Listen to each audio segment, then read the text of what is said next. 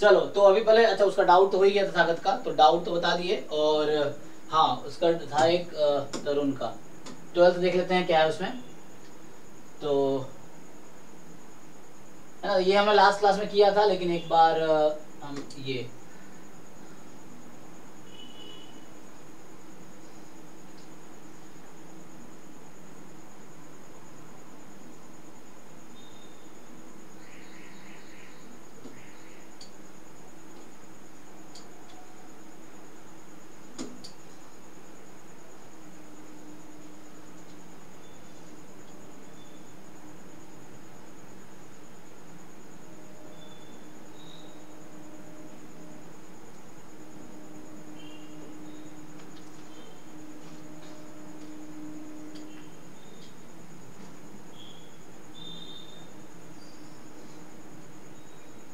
अच्छा 12th का actually उसके लिए तुम्हें ऑर्डर स्टैटिस्टिक्स का जॉइंट पीडीएफ पता होना चाहिए ना, पता है कि नहीं?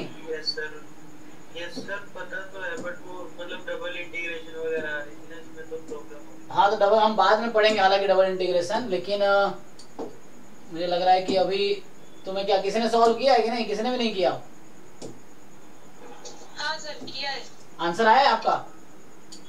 हाँ सर आया है। तो आप सॉल्यूशन भेज देना ग्रुप में, ठीक है? तो ठीक है। हाँ तो सॉल्यूशन भेज तो देख लेंगे। जस्ट एक हम डिटेल में पढ़ेंगे जब ऑर्डर स्टैट्स पढ़ेंगे। तो ऑर्डर स्टैट्स में सिंगल ऑर्डर स्टैटिस्टिक्स का पीडीएफ का फॉर्मूला है, 2 के ज्वाइंट का फॉर्मूला है, और ऐसे ही आगे भी है। तो वहाँ पे ज्वाइंट का फॉर्मूला यूज हो जाएगा, तो उससे आ जाएगा, उसको इंटीग्रेट करना है इस रीजन पे। तो सॉल्यूशन भेज देंगे, अगर नहीं समझ आया फिर भी तो नेक्स्ट क्लास में फिर पूछना, फिर मैं सॉल्व कर दूंगा। हाँ बस आपको ये इवेंट है तो प्रोबेबिलिटी ऑफ इवेंट ई निकालनी है, और ये आपका सपोर्ट, ये आपका ये समझ लो सैंपल स्पेस है इस पे मैन। तो 0 से 1 है, और उसके इसमें x मतलब x1 x2 दोनों xy मान लो सपोज, तो xy की वैल्यू 0 से 1 0 to 1 है, और ये y मोर देन 2x है। तो ये इवेंट है, आपको इवेंट की प्रोबेबिलिटी निकालनी है। तो ये हालांकि ज्वाइंट, एक तो पहली बार ज्वाइंट आ गया, 2 वेरिएबल का केस आ गया। तो अभी हालांकि रिलेवेंट क्वेश्चन है नहीं क्योंकि मल्टीवेरिएट हम आगे करने वाले हैं, लेकिन फिर भी क्वेश्चंस आ रहे थे, एक बार अभी देख लो, एक बार जब पढ़ेंगे तब देख लेंगे। तो सेकंड टाइम जब तुम देखोगे तो ज्यादा तुम्हें समझ आएगा कि ओके तब हमने ऐसा किया था, पहले भी देखा था, है ना। रिवीजन करने से कभी नुकसान नहीं हो सकता है, तुम बाद में रिपीटेडली कोई क्वेश्चन सॉल्व करो, नुकसान नहीं होगा, ये है। ओके तो चलो ये भेज देंगे सॉल्यूशन तो हो जाएगा। तो अभी हम लोग चलो अच्छा लगा, तुम ट्राई कर रहे हो ना, कम से कम है। ऐसे बहुत सारे लोग हैं जो सेंसियर लोग तो कर ही रहे हैं, क्योंकि साथ साथ कर रहे हैं तो आपका एक ना बेस स्ट्रांग होता जाएगा। वरना सोचो कि बाद में करेंगे तो बाद फिर शायद एग्जाम तक नहीं आएगा, है ना, एग्जाम के बाद फिर आएगा वो, क्या सोचो कि एक साल और तैयारी करते हैं तब वो आएगा तुम्हें। जो लोग साथ में करते जा रहे हैं उनकी प्रिपरेशन होती जा रही है, वो है। क्योंकि वैसा ना अच्छे दिन कभी नहीं आएंगे, वो बनाना पड़ेगा आपको। आज का दिन ही सबसे अच्छा है, कल कभी अच्छा नहीं हुआ है, कल आए कल करेंगे, कल कभी नहीं आएगा। आज जो है जो करना अभी आज ही आप कर लो, इस तरह से है। क्योंकि वैसा ना कल के चक्कर में हम लोग बहुत चीजें छोड़ देते हैं, वो छूट ही जाता है। समटाइम्स लेटर इज नेवर, वो वाला सीन हो जाता है।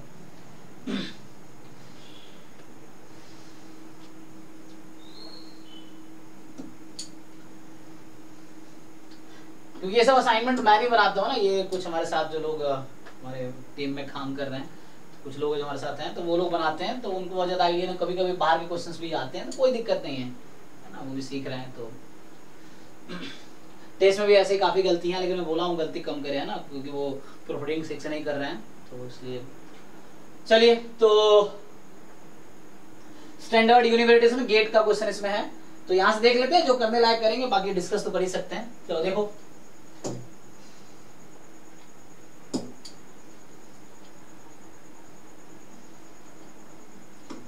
तो ये क्या कह रहा है कि x1 x2 xn भी random sample from uniform distribution. तो हालांकि रैंडम सैंपल वर्ड हमने यूज नहीं किया, मतलब IID रैंडम वेरिएबल्स, IID हमने क्लास में एक्सप्लेन किया है, इंडिपेंडेंट एंड आइडेंटिकली डिस्ट्रीब्यूटेड, है ना।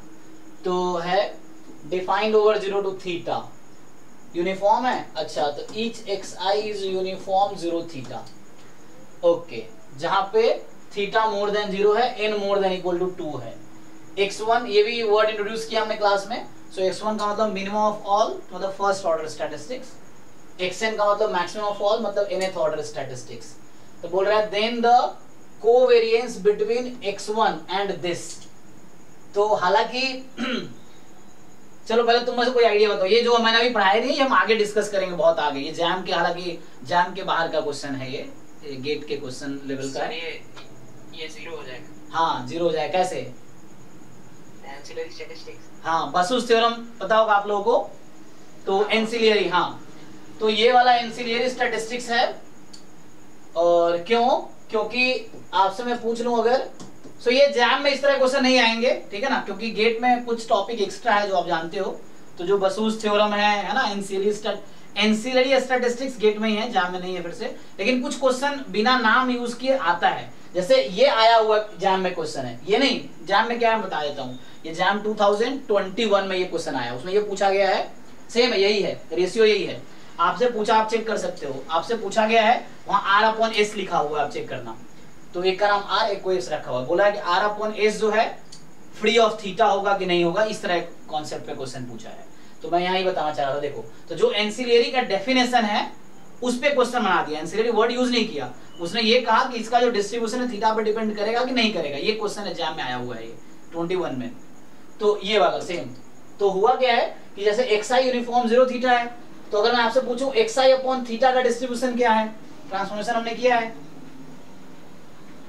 तो x यूनिफॉर्म 0 1, क्योंकि 0 से थीटा में x की वैल्यू है, तो x लेस देन मतलब मोर than 0 less than theta, divide कर दो थीटा से पूरी इनइक्वालिटी को, तो x upon theta more than 0 less than 1।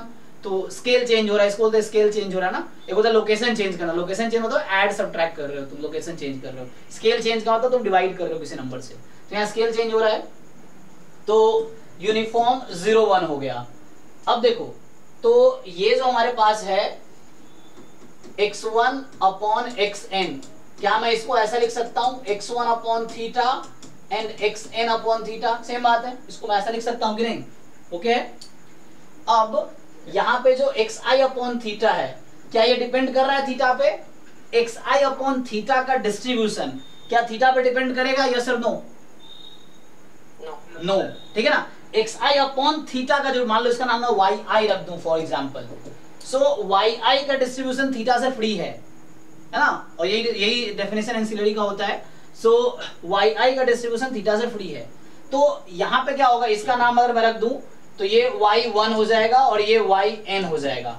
मेरा yi क्या है, xi अपॉन थीटा को मैं रीनेम किया, तो xi अपॉन थीटा को yi नाम रखा मैंने, तो ये जो x1 अपॉन थीटा ये y1 हो गया और xn अपॉन थीटा yn हो गया। अब मेरा क्वेश्चन ये है, क्या y1 का डिस्ट्रीब्यूशन थीटा पे डिपेंड करेगा? नहीं, क्योंकि yi का डिस्ट्रीब्यूशन थीटा से फ्री। अब तुम इसको भूल जाओ चाहो तो, xi अपॉन थीटा को, yi तुम्हारा यूनिफॉर्म 0 1 है, तो y1 y2 y3 y4 all are uniform 0 1 which is free of theta. तो इसका जो फर्स्ट ऑर्डर स्टैट्स आएगा या nth ऑर्डर स्टैटिस्टिक्स वो भी फ्री ऑफ थीटा होगा। और एग्जाम में यही पूछा गया है कि this will depend on theta और will not depend on theta. MSQ में तो देखना डी ऑप्शन में ये क्वेश्चन है 2021 में, यस पेपर में एमएसक्यू में, तो ये एग्जाम का आया हुआ क्वेश्चन है। तो वहां आपसे ऑप्शन में ये लिखा हुआ है डी ऑप्शन में, this is free of theta, और आपको यस नो में मतलब एमएसक्यू है तो आपको टिक करना है, टिक नहीं करना है। तो अगर वो ऑप्शन नहीं आ रहा फंस जाओगे। तो ये एग्जाम का क्वेश्चन है, यहाँ पे ये पूछा गया एग्जाम में। अब यहाँ पे क्या है, सेम यहाँ पे भी है, तो distribution of this will not depend on theta, जैसे मैंने बताया। अब अगर आपसे पूछा जाए कि ये जो यूनिफॉर्म 0 थीटा है इसमें कंप्लीट सफिशिएंट एस्टिमेटर क्या होता है, तो एक्चुअली हमने इसे तो पढ़ाया नहीं अभी, लेकिन जिन लोगों को इन्फरेंस का आइडिया है तो इस क्वेश्चन को उस तरीके से सॉल्व किया जा सकता है। तो अगर आप इसमें यूनिफॉर्म 0 थीटा में कुछ लोग आइडिया है, कंप्लीट सफिशिएंट एस्टिमेटर क्या आएगा थीटा का? हाँ, तो यहाँ पे क्या है कि each xi is less than theta ना, तो each xi less than theta है, या बोलो theta more then each xi, तो theta more then maximum of all. तो ये सब हालांकि मैं बाद में डिटेल में पढ़ाऊंगा, जो अभी कर रहा हूँ ये इन्फरेंस का पार्ट है, क्वेश्चन में इन्फरेंस का ही है, तो किसी ने रख दिया तो मैं एक बार डिस्कस कर ले रहा हूँ। तो theta is more than xn nth order stat, तो somehow you can prove, theorem है कि यूनिफॉर्म 0 थीटा में जो nth ऑर्डर स्टैटिस्टिक है ये कंप्लीट सफिशिएंट होता है, ठीक, ये थ्योरम है। यूनिफॉर्म 0 थीटा में लिखाऊंगा मैं, यूनिफॉर्म 0 थीटा के लिए nth order statistics complete and sufficient estimator. अब मुझे कोई बता बसूस थ्योरम का स्टेटमेंट याद है किसी को? बसूस थ्योरम गेट में है, जैम में नहीं है। बसूस थ्योरम का स्टेटमेंट किसी को याद है?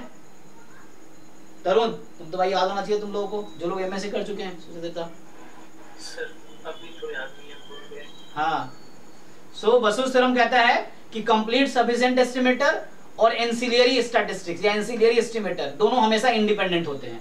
तो यहाँ पे लॉजिक सिंपल ये है कि ये कंप्लीट सफिशिएंट है, ये एंसिलियरी है, तो by Basu's theorem both are independent and x and y are independent random variable, then उसके बीच का कोवेरिएंस क्या होता है?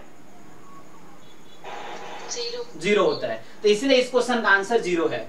तो हालांकि जो कॉन्सेप्ट मैंने यूज किया वो आउट ऑफ रेंज है क्योंकि मैंने ये पढ़ाए नहीं अभी, लेकिन चूंकि यहाँ पे ऐसा कोई बच्चा शायद ही होगा जो कभी प्रोबेबिलिटी स्टैट्स ना पढ़ा हो, कुछ हैं, हालांकि मैं जानता हूँ कुछ लोगों को जो मैथ्स बैकग्राउंड के हैं, तो उनके लिए थोड़ा वो पेशेंस रखो या इग्नोर कर सकते हो। एटलीस्ट वो लोग जो बीएससी स्टैट्स में किए, एमएससी स्टैट्स में किए, तो उनके लिए ये चीज नई नहीं है, आपने नाम सुन रखा है हर चीज का, वो याद नहीं है क्योंकि आप प्रैक्टिस में नहीं हो या है ना बहुत कंसिस्टेंट नहीं हो चीजों को लेकर, इसलिए याद नहीं है, अदरवाइज ये सब नाम तो सुना ही आपने। तो यहाँ पे सिंपल ये बसूस थ्योरम पे स्टेटमेंट है, ठीक है। Complete sufficient estimator ancillary theorem कहती है कि कंप्लीट सफिशिएंट और एंसिलियरी इंडिपेंडेंट होते हैं, इंडिपेंडेंट है तो कोवेरिएंस 0 है, तो इसका ये आंसर है। तो ये अभी के लिए इग्नोर कर सकते हो, इनको थोड़ा आइडिया नहीं है एस्टिमेटर का और एस्टिमेशंस का, यू कैन इग्नोर इट, ये बाद में आएगा जब हम एस्टिमेशन पढ़ेंगे। Next, so x be a random variable with uniform distribution on -1 to 1, ठीक है। तो अब x है यूनिफॉर्म -1 to 1, y जो हमारा है वो x plus 1 होल स्क्वायर है, सो y जो हमारे पास है वो x plus 1 होल स्क्वायर है। तो पूछ रहा है कि then the probability density function, ये ट्रांसफॉर्मेशन का क्वेश्चन है, कर सकते हो आप लोग ना, हो जाएगा इजीली।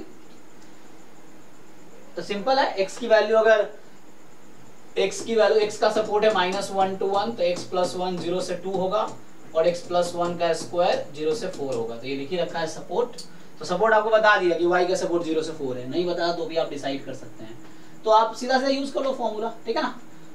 तो कैसे करोगे, ये इंक्रीजिंग है कि नहीं, अगर मैं gx बोलूं x plus 1 होल स्क्वायर है तो g डैश x क्या होगा 2 time x plus 1, and can I say this is more than 0 for all x belongs to -1 to 1, yes or no? बताओ। -1 to 0 में डिक्रीजिंग है।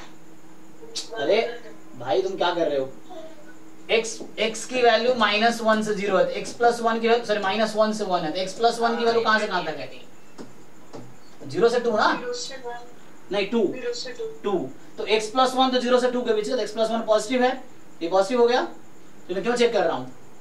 तो हमने देखा कि जो gx मेरा डिफाइंड है वो इंक्रीजिंग फंक्शन है, मोनोटोनिक फंक्शन है, तो अगर ऐसा है तो डायरेक्टली वो फॉर्मूला यूज कर सकते हैं वो वाला कि अगर y का पीडीएफ चाहिए तो fy of y is equal to fx of x into dx upon dy, ये फॉर्मूला है ट्रांसफॉर्मेशन के लिए, ये मोनोटोनिक के लिए सिंपल है, मोनोटोनिक नहीं है तो अलग अलग इंटरवल पे यही फॉर्मूला लगाना पड़ता है 2 बार, उस तरीके से कर सकते हो, लेकिन मोनोटोनिक का डायरेक्टली लग जाएगा। अब fx आपके पास क्या था, यूनिफॉर्म -1 है, तो यूनिफॉर्म -1 का पीडीएफ कितना होता है 1/2 और dx अपॉन dy, तो यहाँ आपने dy बाई dx निकाला है हालांकि, है ना, तो हमारा जो y है वो x plus 1 होल स्क्वायर है, तो x की वैल्यू आ जाएगी √y -1, ठीक, चेक कर लो, तो y नेगेटिव तो हो नहीं सकती है, तो y पॉजिटिव है और x की वैल्यू है √y -1, चेक कर लो, ठीक है ये।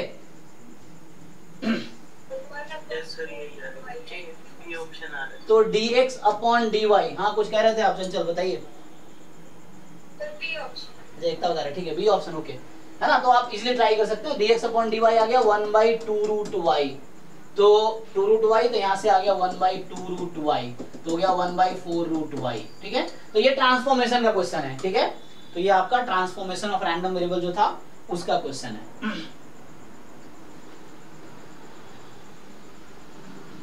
और ये डिस्कशन के बाद या डिस्कशन में पहले एक एक क्वेश्चन खुद से सॉल्व करो, बहुत सारे लोगों ने पहले कर लिए होंगे, कुछ लोग नहीं भी किए होंगे, तो इसके बाद आप एक एक क्वेश्चन खुद से करो, आप खुद से करोगे तभी आपको आएगा, वरना नहीं आएगा, यही क्वेश्चन दोबारा पूछ लेगा या एग्जाम में आ गया तो आप नहीं कर पाओगे अगर आपने खुद से सॉल्व नहीं किए हैं तो, क्योंकि मैं सॉल्व कर रहा हूँ तो देख के आसान है, जब आप सॉल्व करोगे तो आपको चीजें बहुत ज्यादा समझ आएगी, और इस तरह कोई नए क्वेश्चन आएंगे तो भी आप अप्रोच कर पाओगे अगर आपने खुद से सॉल्व किया है तो आपको खुद से दोबारा जितने असाइनमेंट मैंने 5 भेजे हैं अभी, आप सारे ट्राई करो ना, आप मुझसे आगे भी चल सकते हो, जो असाइनमेंट मैंने और भी असाइनमेंट्स हैं जो ड्राइव में अपलोड कर रहा हूँ आगे के सिलेबस का, आप कर सकते हो, कोई प्रॉब्लम नहीं है ना। तो जिन लोगों ने पढ़ रखा जरूरी थोड़ी है कि आप वेट करोगे मैं पढ़ाऊंगा तब आप सीखोगे, क्योंकि आपने बीएससी करा है, एमएससी करा, सब पढ़ चुके हो, तो आप आगे भी चीजें कंप्लीट कर सकते हो, करते जाओ, जो मैं पढ़ा रहा हूँ उसके साथ भी चलो, डाउट हो तो पूछो। तो ठीक है, तो हमारे पास क्या है अब थर्ड क्वेश्चन। तो थर्ड कह रहा है कि let X be a random variable. तो ये भी कैरेक्टरिस्टिक फंक्शन का है, ये जैम में नहीं है, गेट में ही है सिर्फ। तो let X be a random variable with characteristic function 5x 2 pi is 1। ठीक, तो let z denote the set of integers, then probability x belongs to z is equal to, ध्यान से देखो। सो 5x एट 2 पाई 1 है, लेकिन तभी डिस्कस कर लेंगे, है ना। इसका क्या मतलब है, 5x 2 पाई 1 क्यों हो रहा है? 5x होता है हमारे पास एक्सपेक्टेशन e की पावर माइनस ITx। तो ये x को तुम 2 पाई रखोगे तो 1 हो जा रही है, इसका मतलब सॉरी t को 2 पाई रखोगे ना, तो इंटीजर वैल्यू रैंडम वेरिएबल है कि नहीं, चेक करो यहाँ से। हाँ, वही cos tx plus i sin tx। हाँ, yes. So cos tx plus iota sin tx is equal to 1। अब ये 1 कब होगी तुम देख लो, और यहाँ पे t को तुम्हें 2 पाई रखना है भाई, t को 2 पाई रखो। तो cos 2 pi x plus iota sin 2 pi x is equal to 1, ऐसा कब होगा? cos 2 pi x plus iota sin 2 pi x 1 हुआ है। तो ये है cos की वैल्यू, यहाँ एक्चुअली रिजल्ट है ये एक्चुअली एक थ्योरम है जो मैं अभी हालांकि प्रूफ करना चाह रहा हूँ। ये डायरेक्टली जो क्या बोलते हैं कैरेक्टरिस्टिक फंक्शन का एक थ्योरम है। तो 5x अब 2 पाई 1 है, तो ये रिजल्ट है, वहां लिखाऊंगा मैं। तो x integer valued random variable, मतलब इंटीजर जो है इसका सपोर्ट है, आप चेक कर सकते हो। cos 2 पाई x 1 कब आएगी? जब x can be any integer. एक मिनट क्या हो गया?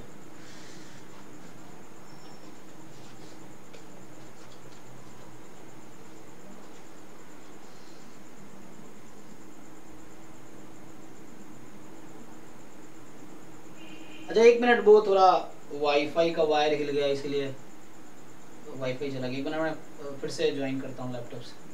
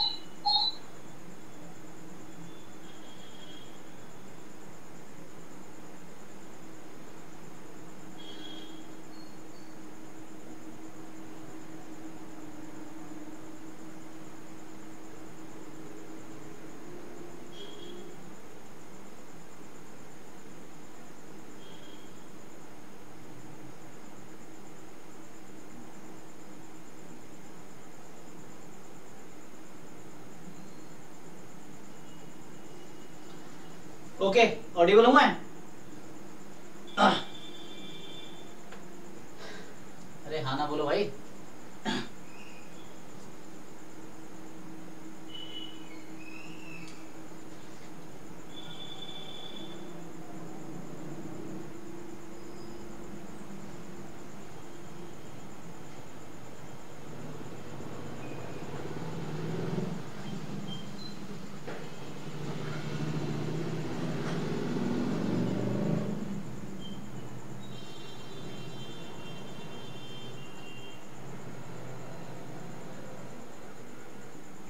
हेलो, अच्छा एक मिनट, हाँ SMS पे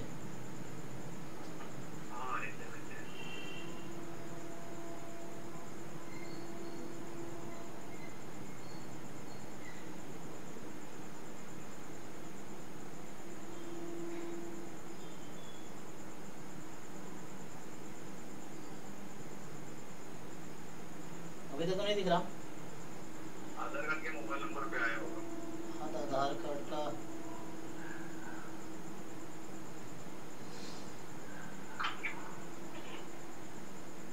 अब आया, लिखिए 775972।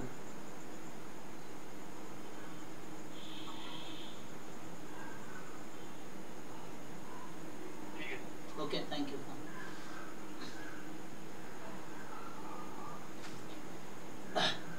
अरे मैं ऑडिबल हूँ कि नहीं, आप लोग ऑडिबल हूँ? Yes sir. ओके यस चलिए, तो हम लोग क्या कर रहे थे, ये अभी क्वेश्चन स्किप करो इसको, हालांकि कैरेक्टरिस्टिक, क्योंकि हम जैम और गेट का कॉमन बैच चल रहा है, जब गेट का अलग से कराएंगे तो उसमें आएगा। तो characteristic function is not part of jam syllabus, ठीक है ना। तो हालांकि इसका आंसर 1 होगा, क्योंकि इंटीजर है ना, तो ये इंटीजर वैल्यूड रैंडम वेरिएबल ही इसको सेटिस्फाई करेगी, जिसका सपोर्ट इंटीजर होगा वो सेटिस्फाई करेगी। और यहाँ x बिलोंग्स टू इंटीजर ही पूछ रहा है, तो ये आंसर आपका 1 आ जाएगा। तो ये मतलब यहाँ से कंक्लूजन क्या निकलता है कि ये होल्ड करेगी इफ एंड ओनली इफ जो रैंडम वेरिएबल है उसका सपोर्ट सेट ऑफ इंटीजर्स हैं, है ना, या उसका मतलब डिस्क्रीट ही होगा वो। तो उस केस में जो आपका इस वैल्यू इसकी 1 आ जाएगी। बट अभी के लिए इसको स्किप करो, कैरेक्टरिस्टिक फंक्शन को, अभी जैम वाला पार्ट देखते हैं। चलो नेक्स्ट क्या बोल रहा है ये कि let x be random variable having Poisson distribution such that ex² 1/10 है। अच्छा तो देखो, तुम्हें वो नहीं दिया, इसका पैरामीटर नहीं दिया ना पॉइसन डिस्ट्रीब्यूशन का, तो तुम ex² फाइंड कर लोगे। पॉइसन डिस्ट्रीब्यूशन बताओ, ex² की वैल्यू कितनी आएगी लैम्डा के टर्म में?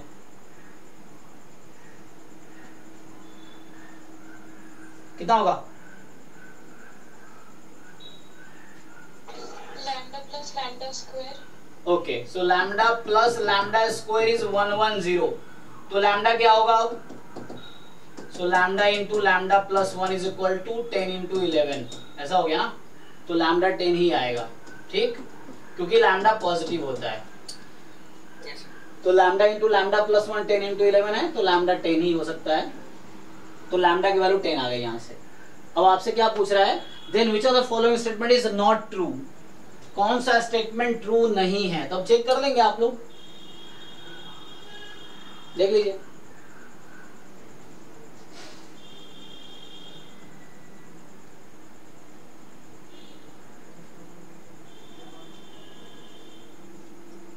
तो हर ऑप्शन पे देखना पड़ेगा, देखो कौन सा करेक्ट है। तो कहीं ना कहीं ये कह रहा है कि 0 से 8 तक इस तरह का रिलेशनशिप है, 10 के बाद इस तरह का रिलेशनशिप है, या x जब इवन है तो ये प्रोबेबिलिटी आएगी। इवन का मतलब वही हो गया ना, 0 2 4 8 इस तरह के पॉइंट पे अगर तुम मास लो तो ये प्रोबेबिलिटी आएगी। करके देखो, यहाँ जो e ऑफ x की पावर n है वो 10 time e of x plus 1 की पावर n माइनस 1 होगी।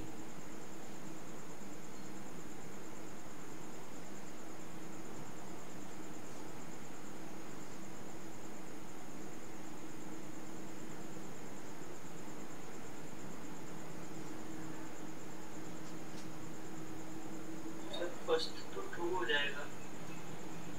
ओके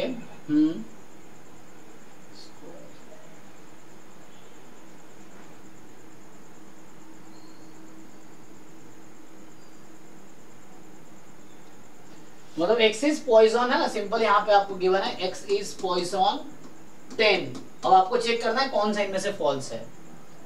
सो आपको एक एक ऑप्शन ट्राई करके देखो, मुश्किल नहीं है, बस आपको कैलकुलेशन यहाँ पे है।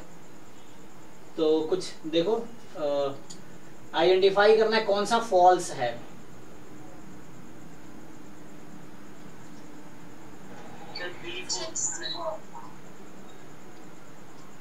सी ऑप्शन फॉल्स है, किस पॉइंट पे? अगर आप मान लो बोल रहा है k की वैल्यू 0 से 8 तक कुछ भी रख लो, तो x बराबर 0 में फाइंड करोगे e की पावर माइनस लैम्डा आएगी, और या इनफैक्ट डायरेक्टली कर लो, e की पावर माइनस लैम्डा, लैम्डा की power k upon k factorial, और ये आपके पास आएगी e की पावर माइनस लैम्डा, लैम्डा की power k plus 1 upon k plus 1 factorial. ठीक, तो दिस इज समथिंग लाइक यहाँ पे आपके पास रहेगा lambda upon k plus 1 into probability at k। Check कर लो,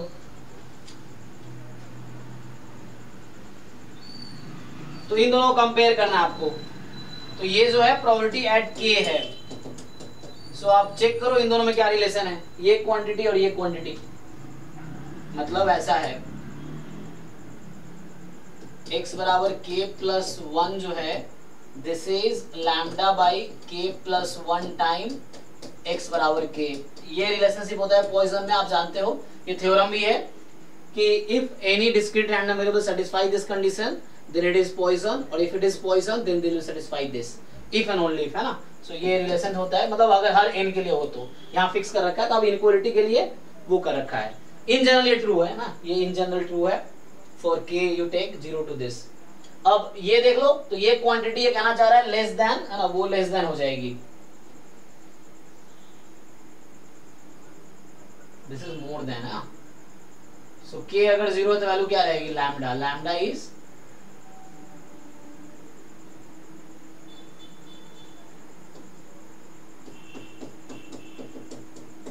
चेक करो।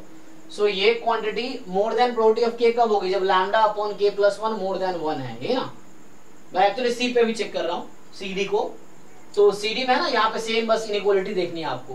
तो यहाँ पे क्या है कि ये क्वांटिटी जो है this is more then probability at k plus 1 कब, तो यहाँ 1 है, कोएफिशिएंट यहाँ पे ये है, सो lambda upon k plus 1 more than 1, सो lambda upon k plus 1 more than 1 होगा।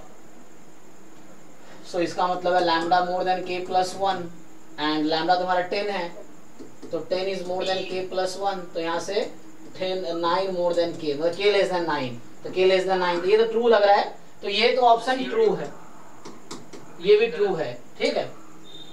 कौन सा गलत है, बी, मतलब ऑप्शन फॉल्स है, तो हमें फॉल्स ही चुनना है, तो फॉल्स है, ये भी ट्रू आएगा। आप चेक कर लो, यहाँ पे इनको कुछ रख के आप चेक कर सकते हो, या MGF का भी कॉन्सेप्ट लगा सकते हैं हम लोग, क्योंकि MGF में ये यूज होगा, तो वो भी कर सकते हैं।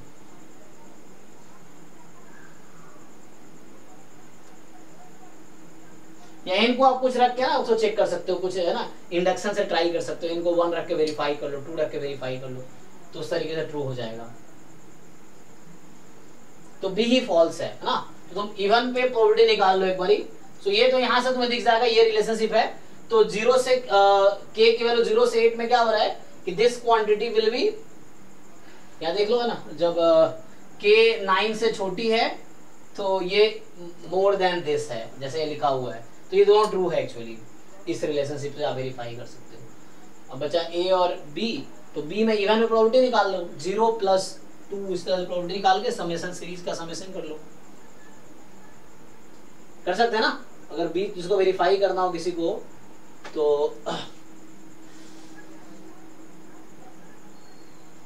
क्या करूं, यस पिछला बैच का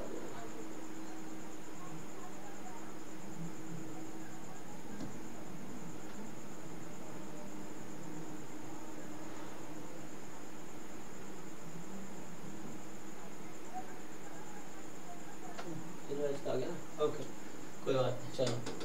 तो प्रोबेबिलिटी x इवन है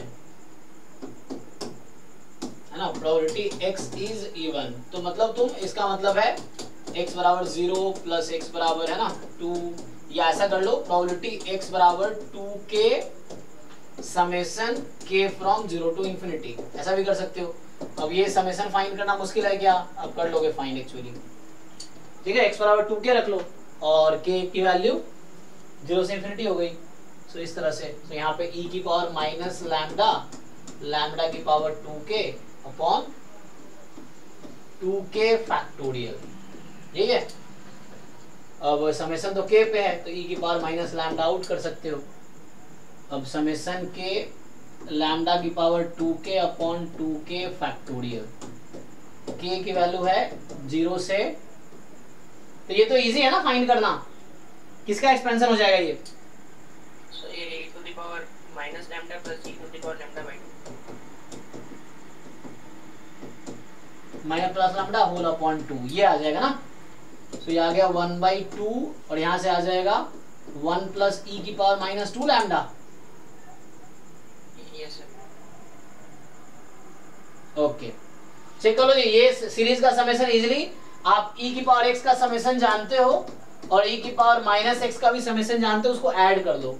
सो 1 plus x upon 1 factorial x square upon 2 factorial x cube upon 3 factorial so on. ये आ जाएगा 1 minus x upon 1 factorial plus x square by 2 factorial minus x cube by 3 factorial and so on. इन दोनों को add कर दो तो क्या हो जाएगा, ऐड कर लोगे तो है ना, इस तरीके से हो जाएगा। अपॉन 2 कर लो तो आपके पास आ जाएगा इवन टर्म्स वाला। सो 1 plus x square by 2 factorial plus x4 by 4 factorial dot dot dot, ये आ जाएगा आपके पास। ठीक, तो इस तरीके से आ जाएगा।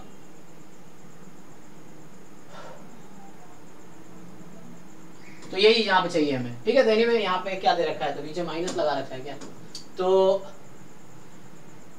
1 प्लस 1/4 लगा रखा है इसलिए गलत है ना। यहाँ 1/2 आएगा, एक्चुअल प्रोबेबिलिटी जो निकाला हमने तो 1/2 आएगा, यहाँ 1/4 लगा रखा है। तो ये स्टेटमेंट ट्रू है, मतलब स्टेटमेंट फॉल्स है तो ऑप्शन ट्रू है, हमें नॉट ट्रू ऑप्शन ही पूछा है, तो करेक्ट है ना। तो करेक्ट चॉइस ये है यहाँ पे हमारी। ठीक है, किसी को डाउट हो तो पूछ सकते हो। ठीक है, तो ये गलत ऑप्शन है, मतलब फॉल्स पूछा है तो वही फॉल्स है। नेक्स्ट देखो, तो ये ट्रांसफॉर्मेशन में करा रहा था मैं अभी, जो लोग कॉची डिस्ट्रीब्यूशन वाली क्लास में रहे होंगे तो उनको याद आ रहा होगा। देखो, so let x be a random variable having uniform distribution on -π/2 to π/2। तो x का डिस्ट्रीब्यूशन यूनिफॉर्म है और ये वीकर-रोहतगी में थ्योरम है, ये भी थ्योरम है, ये भी थ्योरम है, तुम जाकर चेक कर लो। वीकर-रोहतगी बुक खोलो और उसमें कॉची डिस्ट्रीब्यूशंस टॉपिक ओपन करके देखो, आपको मिलेगा ये थ्योरम है इस तरह का। सो x इज यूनिफॉर्म -π/2 to π/2 है और आपसे पूछ रहा है कि विच of the following is not true, कौन सा ट्रू नहीं है। तो बताओ भाई, तुम ही लोग बताओ, चेक कर लो। ट्रांसफॉर्मेशन एक क्वेश्चन है, ये सब transformation of random variable question है। ए और बी तो ट्रू ही है। हाँ, ए बी तो ट्रू स्टेटमेंट है, ये थ्योरम्स ही है एक्चुअली, तुम चेक कर सकते हो। तो ए बी तो ट्रू ऑप्शन है।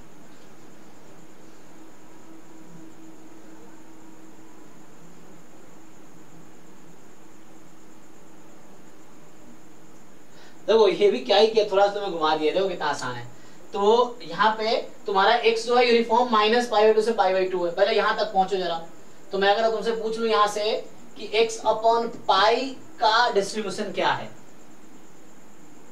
-1/2 to 1/2। स्केल चेंज हो रहा है, मैं कहा था ना, जब x की value -π/2 less than π/2 you divide by pi, तो you will find uniform over -1/2 to 1/2। अब इसने हाफ ऐड कर दिया, तो चलो मुझे बताओ अब 1/2, हाँ 1/2 प्लस x बाई पाई का डिस्ट्रीब्यूशन क्या रहा, इसका डिस्ट्रीब्यूशन, हाँ यूनिफॉर्म, तो हाफ ऐड कर दो इसमें, तो 0 1 का यूनिफॉर्म हो गया। अब याद रखो, हमने ये थ्योरम, दोनों थ्योरम पढ़ा है हमने, कि जब यूनिफॉर्म 0 1 है तो -2 log कोई ऐसा डिस्ट्रीब्यूशन जो यूनिफॉर्म 0 1 है, 1/2 प्लस x बाई पाई, इसका डिस्ट्रीब्यूशन क्या होगा, एक्सपोनेंशियल हाफ। अब ये क्या बोल रहा है, देखो एक्सपोनेंशियल हाफ या काई स्क्वायर में काई स्क्वायर 2। अब इसने क्या कहा, chi square distribution with 1 degree of freedom, ये गलत कह रहा है तुम्हें। तो this is correct option, false statement है ना, क्योंकि हम जानते हैं जब यूनिफॉर्म 0 1 है तो -2 log x when x is uniform 0 1 it's a chi square 2 और एक्सपोनेंशियल विद मीन 2, तो ये काई स्क्वायर 1 कह रहा है। ठीक है ना, और आपको सेंट्रल ही पढ़ना थी, सेंट्रल वर्ड से घबराना नहीं है, जैम में सिर्फ सेंट्रल ही पढ़ना, नॉन सेंट्रल पढ़ना भी नहीं है। इवन गेट में भी सेंट्रल ही आपको पढ़ने हैं, तो नॉन सेंट्रल की बात भी नहीं है यहाँ पे। सो है ना, उसमें थोड़ा शिफ्ट हो जाता है काई स्क्वायर। तो हमारे पास सिंपल ये transformation -2 log x based question है, तो ये करेक्ट ऑप्शन। यहाँ देख लो, अब आपको ये भी बताया गया है कि -log 1/2 plus x by pi, इसका डिस्ट्रीब्यूशन क्या आएगा,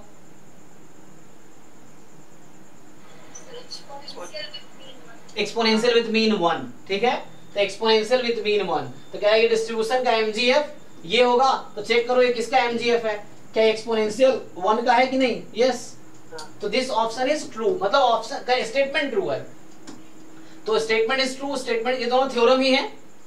आप मेरा पुराने वीडियोस जिन लोग थे कॉची डिस्ट्रीब्यूशन में करा रहा था, स्टैंडर्ड कर रहे थे ना, तो उसमें ये थ्योरम लिखा है मैंने, और ये मैंने क्या विकरॉज की बुक में लिखी हुई है थ्योरम है, ठीक है।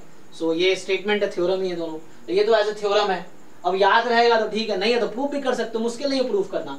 जो फॉर्मूला है ना ट्रांसफॉर्मेशन का वो लगा लो, क्योंकि tan x का cot x का डेरिवेटिव क्या है? Minus cosec square x, decreasing function है। tan x का डेरिवेटिव क्या है? sec square x, increasing function है। डायरेक्टली वो फॉर्मूला लगा लो ट्रांसफॉर्मेशन वाला, ये फॉर्मूला लगा लो तो इजीली आ भी जाएगा। तो नहीं याद है थ्योरम तब भी प्रूव हो जाएगा कि fy ऑफ y बराबर fx of x into dx upon dy का मॉड। चेक कर लो, इस फॉर्मूले से इजीली आ जाएगा। 2 लाइन का इसका प्रूफ भी है, मतलब ये थ्योरम है, लेकिन थ्योरम नहीं भी याद है तो कोई एक लाइन में प्रूव कर लेगा इसको। अब अगला स्टेप लिखोगे तुम्हें दिख जाएगा कि वो जो पीडीएफ आएगा वो कॉची डिस्ट्रीब्यूशन का पीडीएफ आ जाएगा, स्टैंडर्ड कॉची का पीडीएफ आ जाएगा। 1/पाई ब्रैकेट में 1 + x²। tan का डेरिवेटिव क्या होता है? tan इनवर्स x का, है ना, तो उस तरीके से आ जाएगा। सो मतलब मुश्किल नहीं है ये क्वेश्चन, हालांकि ट्रांसफॉर्मेशन पे बेस्ड हो गया, ठीक है। अब किसी को डाउट है तो पूछ सकते हो आप। चलो ये सब ना 2 वेरिएबल्स में आ जाए। X y are 2 independent exponential random variable. इस तरीके से है कि ex² तुम्हारा 1/2 है और ey² 2/9 है। तो मुझे बताओ एक्सपोनेंशियल लैम्डा में ex² किसके इक्वल आएगा? एक्सपोनेंशियल लैम्डा में। अच्छा मतलब क्या, मैं चलो मीन लैम्डा बोल देता हूँ लेट्स से। तो एक्सपोनेंशियल विथ मीन लैम्डा है, चलो एक लैम्डा 1 एक लैम्डा 2, तो x लैम्डा 1 और दूसरे का लैम्डा 2 है, तो ये क्या आएगा? ex² अगर मीन लैम्डा 1 है तो लैम्डा 2 आ जाएगा। लैम्डा 2 आ जाएगा, मतलब variance of x plus expectation of x whole square कितना आ जाएगा? 2 लैम्डा² ना।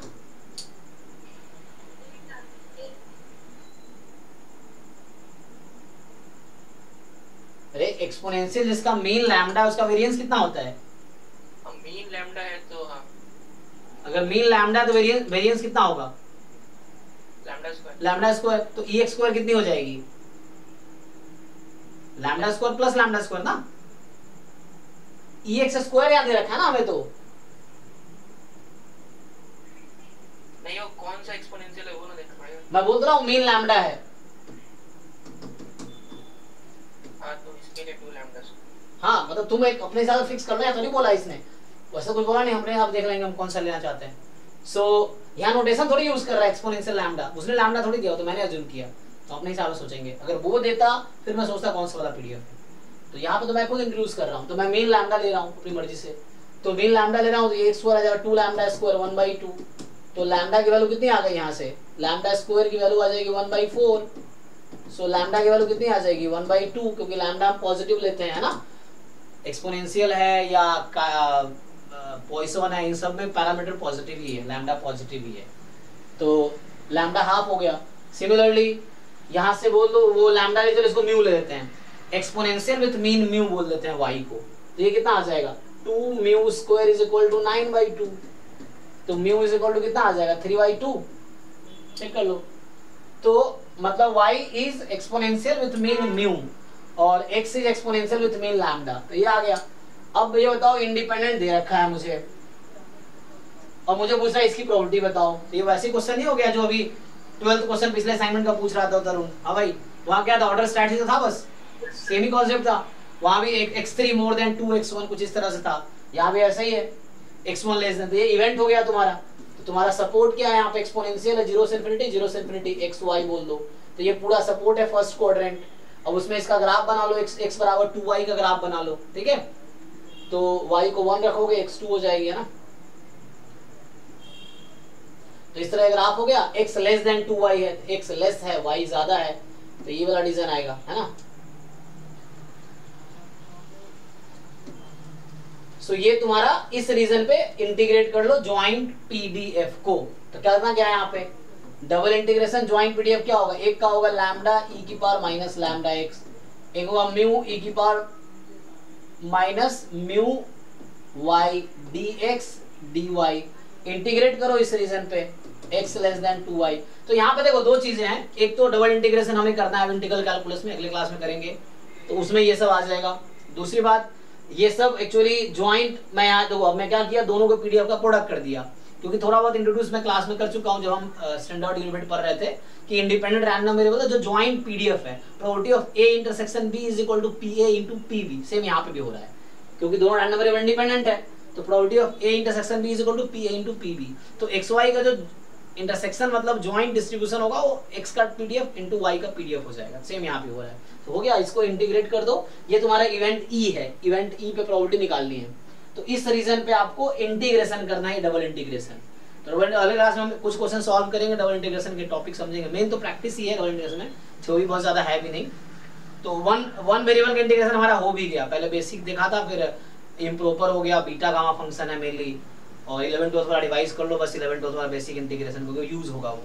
तो वही है, वन वेरिएबल का तो वही गया, अब टू वेरिएबल का इंटीग्रेशन करेंगे आगे, to triple double integration triple integration, तो उसमें यूज होगा। तो जस्ट इसको इंटीग्रेट कर लो ओवर दिस रीजन, तो ये सब नेक्स्ट क्लास में भी करेंगे, ये सब है ना, इस तरह क्वेश्चन इंटीग्रल कैलकुलस में करेंगे, लेकिन अभी भी तुम कर सकते हो सॉल्व, तो हो जाएगा जी, ये कर पाओगे आप लोग? हाँ या ना? Yes, sir. हाँ, जस्ट इंटीग्रेट कर लो आप। तो दोबारा आएगा आगे जाके अभी, है ना, ये सब क्वेश्चन ऐसे उठा लिए इसने। Suppose x1 x2 xn are independent exponential random variable with mean 1/2, let the notation IO denotes infinitely often which of the following statement is true। फिर से ये क्वेश्चन जैम का नहीं है, जैम के सिलेबस से बाहर के गेट का है। तो क्या बोलना चाह रहा है कि probability xn more than epsilon by 2 log n infinity often is 1, probability xn this। तो पहले बताओ स्टेटमेंट देख के किसी को कुछ याद आ रहा है, गेट वाले लोग स्पेशली, ये क्या लगता है कौन सा थ्योरम पे क्वेश्चन है? कोई थ्योरम याद है जिसमें ये इनफाइनाइटली ऑफन वर्ड आता हो? कोई थ्योरम ऐसा है गेट के सिलेबस में, जैम में नहीं है, जिसमें इनफाइनाइटली ऑफन वर्ड आता हो किसी थ्योरम में? बहुत फेमस थ्योरम है वो, क्या आपने इसका नाम सुना है? Borel Cantelli lemma. हाँ, वो इसी पे क्वेश्चन है ये। सो बोरेल कैंटिलेमा का स्टेटमेंट देखना, तो डायरेक्टली इस पे ये क्वेश्चन है। सो ठीक है ना, तो ये क्वेश्चन बोरेल कैंटिलेमा पे है, जो कि जैम में नहीं है, गेट के सिलेबस में है, ठीक है। तो ये हालांकि कहता क्या है कि कोई तुम्हारे पास सीक्वेंस ऑफ इवेंट है ना, कोई सीक्वेंस ऑफ इवेंट है, लेट्स से a1 a2 an and so on, तो अगर समेशन प्रोबेबिलिटी ऑफ ai अगर फाइनाइट आती है तो प्रोबेबिलिटी ऑफ ai क्या हो जाएगी जी? हाँ, फाइनाइट आएगी तो जीरो हो जाएगी, तो ये तो 0 या 1 रहेगी। यहाँ पे क्या होता है, ईच ai हो जाए तो इनफाइनाइटली ऑफन 0 या 1, तो मतलब प्रोबेबिलिटी ऑफ ai इनफाइनाइटली या an इनफाइनाइटली ऑफन, यहाँ इनफाइनाइटली ऑफन वर्ड है, यहीं पे यूज होता है, an infinitely often, this is 0, and if summation probability of ai equal to infinity हो जाए, यहाँ पे इंडिपेंडेंट होना चाहिए, फिर these are independent sequence of events, then probability of ai अगर गिवन है तुम्हें, if probability of summation ai infinity है, then probability of an infinitely often कितना होगा? इंफिनिटी आ रही है सीरीज का सम, तो प्रोबेबिलिटी ऑफ ai क्या होगा? इनफिनिटी ऑफन 1 होगा। हाँ 1 होगा, 0 या 1 होता है। तो अगर series summation probability of ai finite है तो ai की प्रोबेबिलिटी 0 है, अगर सीरीज इनफिनाइट है तो ai की प्रोबेबिलिटी 1 है। तो यहाँ पे देखो यही तुम्हारा ऑप्शन देख लो, हाँ, तो इस पे बेस्ड ये थ्योरम है, तो ये जैम में नहीं है, ठीक है ना। तो तुम्हारे पास बस देखना है कि सीरीज किसके करस्पॉन्डिंग तुम्हारे पास वो आएगा, क्या बोलते हैं उसे, फाइनाइट आएगी ना। तो ये तुम्हें देखना है कि सीरीज प्रोबेबिलिटी ऑफ ai, ये ai ही है तुम्हारे पास, so this is probability of an है, let's say an, so this is event an है तुम्हारे पास। अब तुम्हें देखना है कि इवेंट an 1 होगी या 1 किस में होगी, किस केस में, इनफाइनाइट, ये भी दे रखा है एप्सिलॉन बिटवीन 0 एंड 1, तो उसके लिए सीरीज का सम निकालना पड़ेगा तुम्हें, सम ऑफ दिस करना पड़ेगा। सो इसमें प्रोबेबिलिटी निकाल लो, तुम्हारे पास क्या है। तो एनीवे इसको अभी इग्नोर कर सकते हैं क्योंकि जान वाले लोग भी है, मतलब इसको सॉल्व में हिंट दे दिया काफी, तुम्हें बोरेल कैंटिलेमा यूज करना है, तो जस्ट तुम सीरीज का सम चेक कर लो क्या आएगा उसके हिसाब से। तो 1 ही दे रखा है, लेकिन तुम्हें देखना है क्या बोल रहा है ये, सो यू कैन चेक, ठीक है। तो इसको अभी जाम वाले लोग इग्नोर करो इस क्वेश्चन को, ठीक है, क्योंकि जाम में इस तरह क्वेश्चन आएंगे नहीं कभी। नेक्स्ट, तो आपके पास क्या है कि let xy be random variables such that x is uniformly distributed over 0 4 and the conditional distribution of y। देखो ये सब क्वेश्चन हालांकि सब आगे का है, क्योंकि ज्वाइंट एक बार पढ़ लेगा, बोलेगा थ्योरी स्टार्ट कर लेते हैं नेक्स्ट क्लास में, क्योंकि ये सब क्वेश्चन आगे तुम ना 1 मिनट के अंदर सॉल्व कर लो अगर तुमने मल्टीवेरिएट डिस्ट्रीब्यूशन पढ़ रखा है तो, या जो ज्वाइंट डिस्ट्रीब्यूशन वाले टॉपिक्स पढ़ रखे हैं तो इजीली हो जाएगा, क्योंकि ये कहीं ना कहीं कंडीशनल एक्सपेक्टेशन का यूज पे आएगा ये क्वेश्चन। ठीक है, तो ये सब कंडीशनल एक्सपेक्टेशन ज्वाइंट में मैं थ्योरी स्टार्ट करूंगा, 1-2 क्लास में स्टार्ट करेंगे आगे, क्योंकि ये सब या तो अभी नोट कर सकते हैं। एक्स वाई भी random variable such that x uniform 0 4 है और कंडीशनल वाई है ना, तो y given x is equal to x, इसका डिस्ट्रीब्यूशन है यूनिफॉर्म 0, x²/4। अब तुमसे बोल रहा है ई ऑफ वाई स्क्वायर क्या होगा, तो हालांकि अभी जो हमने ये टॉपिक पढ़ाया नहीं है तो इसको स्किप कर सकते हो अभी के लिए, अगर फिर भी इसको करना है तब क्या करोगे बताओ भाई, किसको आइडिया है? सर इसको डबल एक्सपेक्टेशन करेंगे। हाँ उससे इजीली आ जाएगा, e of y square given x। लेकिन उससे बेटर है पहले तुम ये कर लो कि इसको ब्रेक कर लो, ठीक है, ऐसे भी चल जाएगा। So e of y y से वेरिएंस प्लस हाँ y given x whole square में, उससे करके इजी हो जाएगा ना, तो इसको तुम क्या लिख सकते हो, variance of y plus expectation of y का होल स्क्वायर। तो पहले एक्सपेक्टेशन ऑफ y निकाल लो कंडीशनल डिस्ट्रीब्यूशन के फार्मूला से, वेरिएंस ऑफ y का भी फार्मूला होता है कंडीशनल एक्सपेक्टेशन वाले तरीके से, तो उससे आ जाएगा, फिर बाद में ऐड कर लेना। तो जो लोग वो टॉपिक पढ़ रखा है वो कर सकते हैं, ये आगे का है, कंडीशनल एक्सपेक्टेशन जो टॉपिक है उस पे बेस्ड क्वेश्चन है ये, तो है ना, तो यहाँ से ये भी कर सकते हैं, इसमें थोड़ा तुम्हें देखना पड़ेगा। अरे कोई दिक्कत नहीं, डायरेक्टली इससे भी हो जाएगा, उतना करने से अच्छा देखो यहाँ से, अगर तुमसे मैं पूछूं यहाँ पे what is expectation of y given x, क्या आएगा? x²/8। What is variance of y given x, इसका वेरिएंस क्या होता है? b - a whole square by 12। तो x²/4 × 12 48, नहीं सॉरी यहाँ पावर 4 हो जाएगा ना, b - a whole square, okay okay, तो x की पावर 4/16 इंटू, अच्छा यहाँ थोड़ा ज्यादा आएगा, कितना आएगा? b - a whole square by 12, तो 12 × 16 चेक कर लो। अरे यूनिफॉर्म ए बी का फॉर्मूला हमने पढ़ा है, तो ये भी जो मैं यूज कर रहा हूँ ये कुछ अलग नहीं है, यूनिफॉर्म ए बी में मीन होता है b + a/2, वेरिएंस है b - a whole square by 12, तो वो यूज करना है। ये यूनिफॉर्म 0, x²/4 है, यूनिफॉर्म ए बी मान के चलो, इसका मीन वेरिएंस तो बता ही सकते हो ना, तो मीन हो गया a + b/2 x²/8, वेरिएंस हो जाएगा b - a whole square by 12, तो b - a तुम्हारा आ गया x²/4 का होल स्क्वायर, तो x4/16 × 12, तो x4/6 डिनोमिनेटर में 6 × 12 है, ये तुम्हारा क्या आ गया? e y given x, variance y given x। क्या इन दोनों को यूज करके मैं इसको ऐसा लिख सकता हूँ, तो यहाँ से मैं क्या निकाल सकता हूँ, e of y² given x, इसका फॉर्मूला क्या होगा? Variance of y given x plus expectation of y given x का होल स्क्वायर, है ना? यस, तो यूज कर लो, ये दोनों पता है, ये भी पता है तुम्हें, ये भी पता है तुम्हें, दोनों पता है, पुट कर लो और उसको फिर यहाँ पुट कर दो, हो जाएगा। ठीक है, तो यहाँ से क्या आ जाएगा, वेरिएंस y गिवन x का है x की power 4/12 × 16 plus e of y given x का स्क्वायर, तो x की पावर 4/64 हो गया। तो यहाँ से अब तुम्हें देखना है एक्सपेक्टेशन, और इसकी वैल्यू हमने यहाँ निकाल लिया है, कितना? x की पावर 4/12 × 16 जो भी आ रहा है, प्लस x की पावर 4/64, अब हो गया।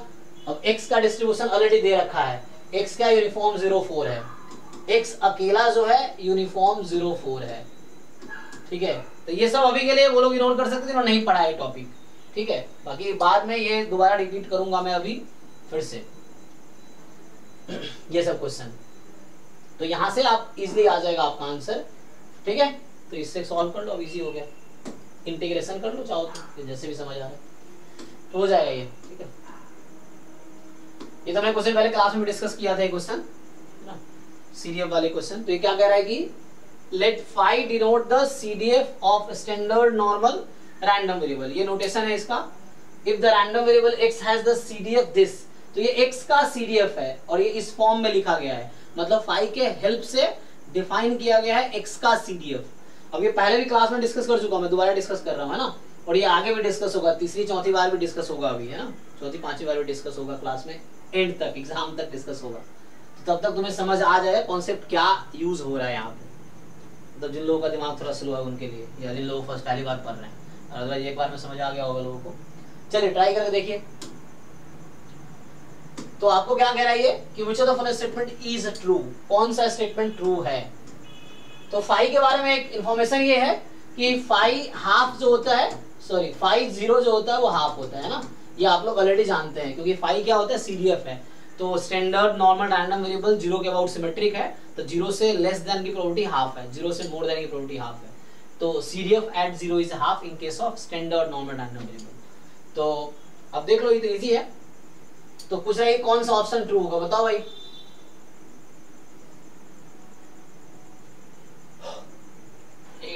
है ना, तो पहला ऑप्शन कह रहा है कि सीडीएफ एट -1, इसका मतलब क्या है सीडीएफ एट -1।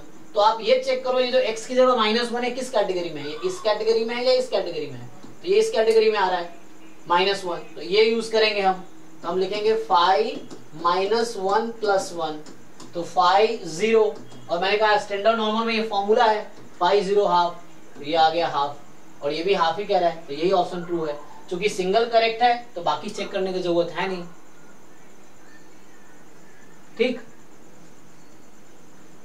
देख लो अभी किसी का अभी भी डाउट हो तो, ये पहले भी मैं डिस्कस किए हैं, बाकी भी पॉइंट फाइंड कर सकते हो आप। चलिए ये देखिए, सो ये क्वेश्चन है गेट 2023 का।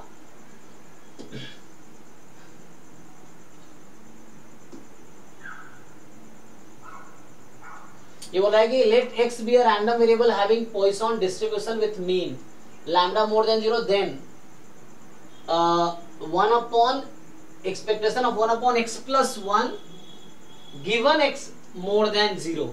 तो आप लोग ये इजीली फाइंड कर सकते हैं, इसका हम लोग फॉर्मूला जानते हैं, है ना, हमने भी मीन पढ़ा है। जस्ट एक्सपेक्टेशन क्या होगा, तो समेशन डिस्क्रीट है, तो 1/1 plus x into probability at x, क्योंकि फॉर्मूला होता है ना expectation of gx is equal to summation gx time probability at x। ठीक, ये सब बेसिक फॉर्मूलाज हैं जो आप आसान क्वेश्चन भी सॉल्व करो तो वहां यूज होता है, तो वो याद रहेगा आपको, फिर वही यहाँ लगाना है। तो ये इसके लिए जहां x की वैल्यू 0 से इन्फिनिटी होगी, क्योंकि पॉइसन का सपोर्ट जो होता है डिस्क्रीट है 0 1 2 डॉट डॉट डॉट, तो ये 0 से इन्फिनिटी होगी, तो ये तो आप निकाल लोगे। बट यहाँ पे क्या कह रहा है गिवन x मोर देन 0, तो ये फिर से कंडीशनल कहीं कहीं आ गया, कंडीशनल एक्सपेक्टेशन आ गया। तो यहाँ पे क्या है आपके पास कि क्या करते हो आप लोग, यहाँ भी वही करोगे आप 1 upon x plus 1 into probability at x, लेकिन ए इंटरसेक्शन बी का भी कॉन्सेप्ट आता है उसमें कंडीशनल में। तो यहाँ पे समेशन कहाँ से स्टार्ट करेंगे जी, 1 से, क्योंकि 0 छूट जाएगा ना, क्योंकि आपका x स्ट्रिक्टली मोर देन 0 कह रहा है, तो 0 नहीं ले सकते। यहाँ मुझे लेना है 1 से इन्फिनिटी, और गिवन भी है तो अपॉन में तुम लिख लेना probability x more than 0 find कर लो, तब आ जाएगा इजीली। अब आप इसको ओपन करोगे तो ये सीरीज कुछ बन जाएगी 1/x प्लस 1 e की पावर माइनस लैम्डा, लैम्डा की power x by x factorial शुरू में है, सो शुरू में है x factorial and whole upon में, तो मोर देन 0 तो 1 माइनस प्रोबेबिलिटी एट 0, ऐसा कर लो, और x की वैल्यू 1 से इन्फिनिटी। और आप सिंप्लीफाई कर सकते हो इजीली, देख लो मैं कर ही देता हूँ एक स्टेप में। तो ये e की पावर माइनस लैम्डा, लैम्डा की पावर x, और डिनोमिनेटर में हो गया x प्लस 1 फैक्टोरियल, x की वैल्यू है 1 से इन्फिनिटी, अपॉन 1 माइनस x बराबर 0, पॉइसन में कितना आता है x बराबर 0 है प्रोबेबिलिटी e की पावर माइनस लैम्डा। तो एक तो ऐसे ही देख के समझ आ रहा है डिनोमिनेटर e की पावर माइनस लैम्डा ये है। अब देखो न्यूमरेटर को ध्यान से, तो यहाँ पावर, यहाँ डिनोमिनेटर में x प्लस 1 फैक्टोरियल है और यहाँ पावर x है, तो मैं ऐसा करता हूँ पावर 1 ऐड कर देता हूँ, और बैलेंस करने के लिए मैं क्या कर रहा हूँ लैम्डा से डिवाइड, तो 1/लैम्डा कर देता हूँ। तो यहाँ मैंने लैम्डा मल्टीप्लाई किया और इसको बैलेंस करने के लिए डिवाइड कर दिया, तो फाइनल स्टेप देखो, फाइनल आंसर यहाँ से आ जाएगा।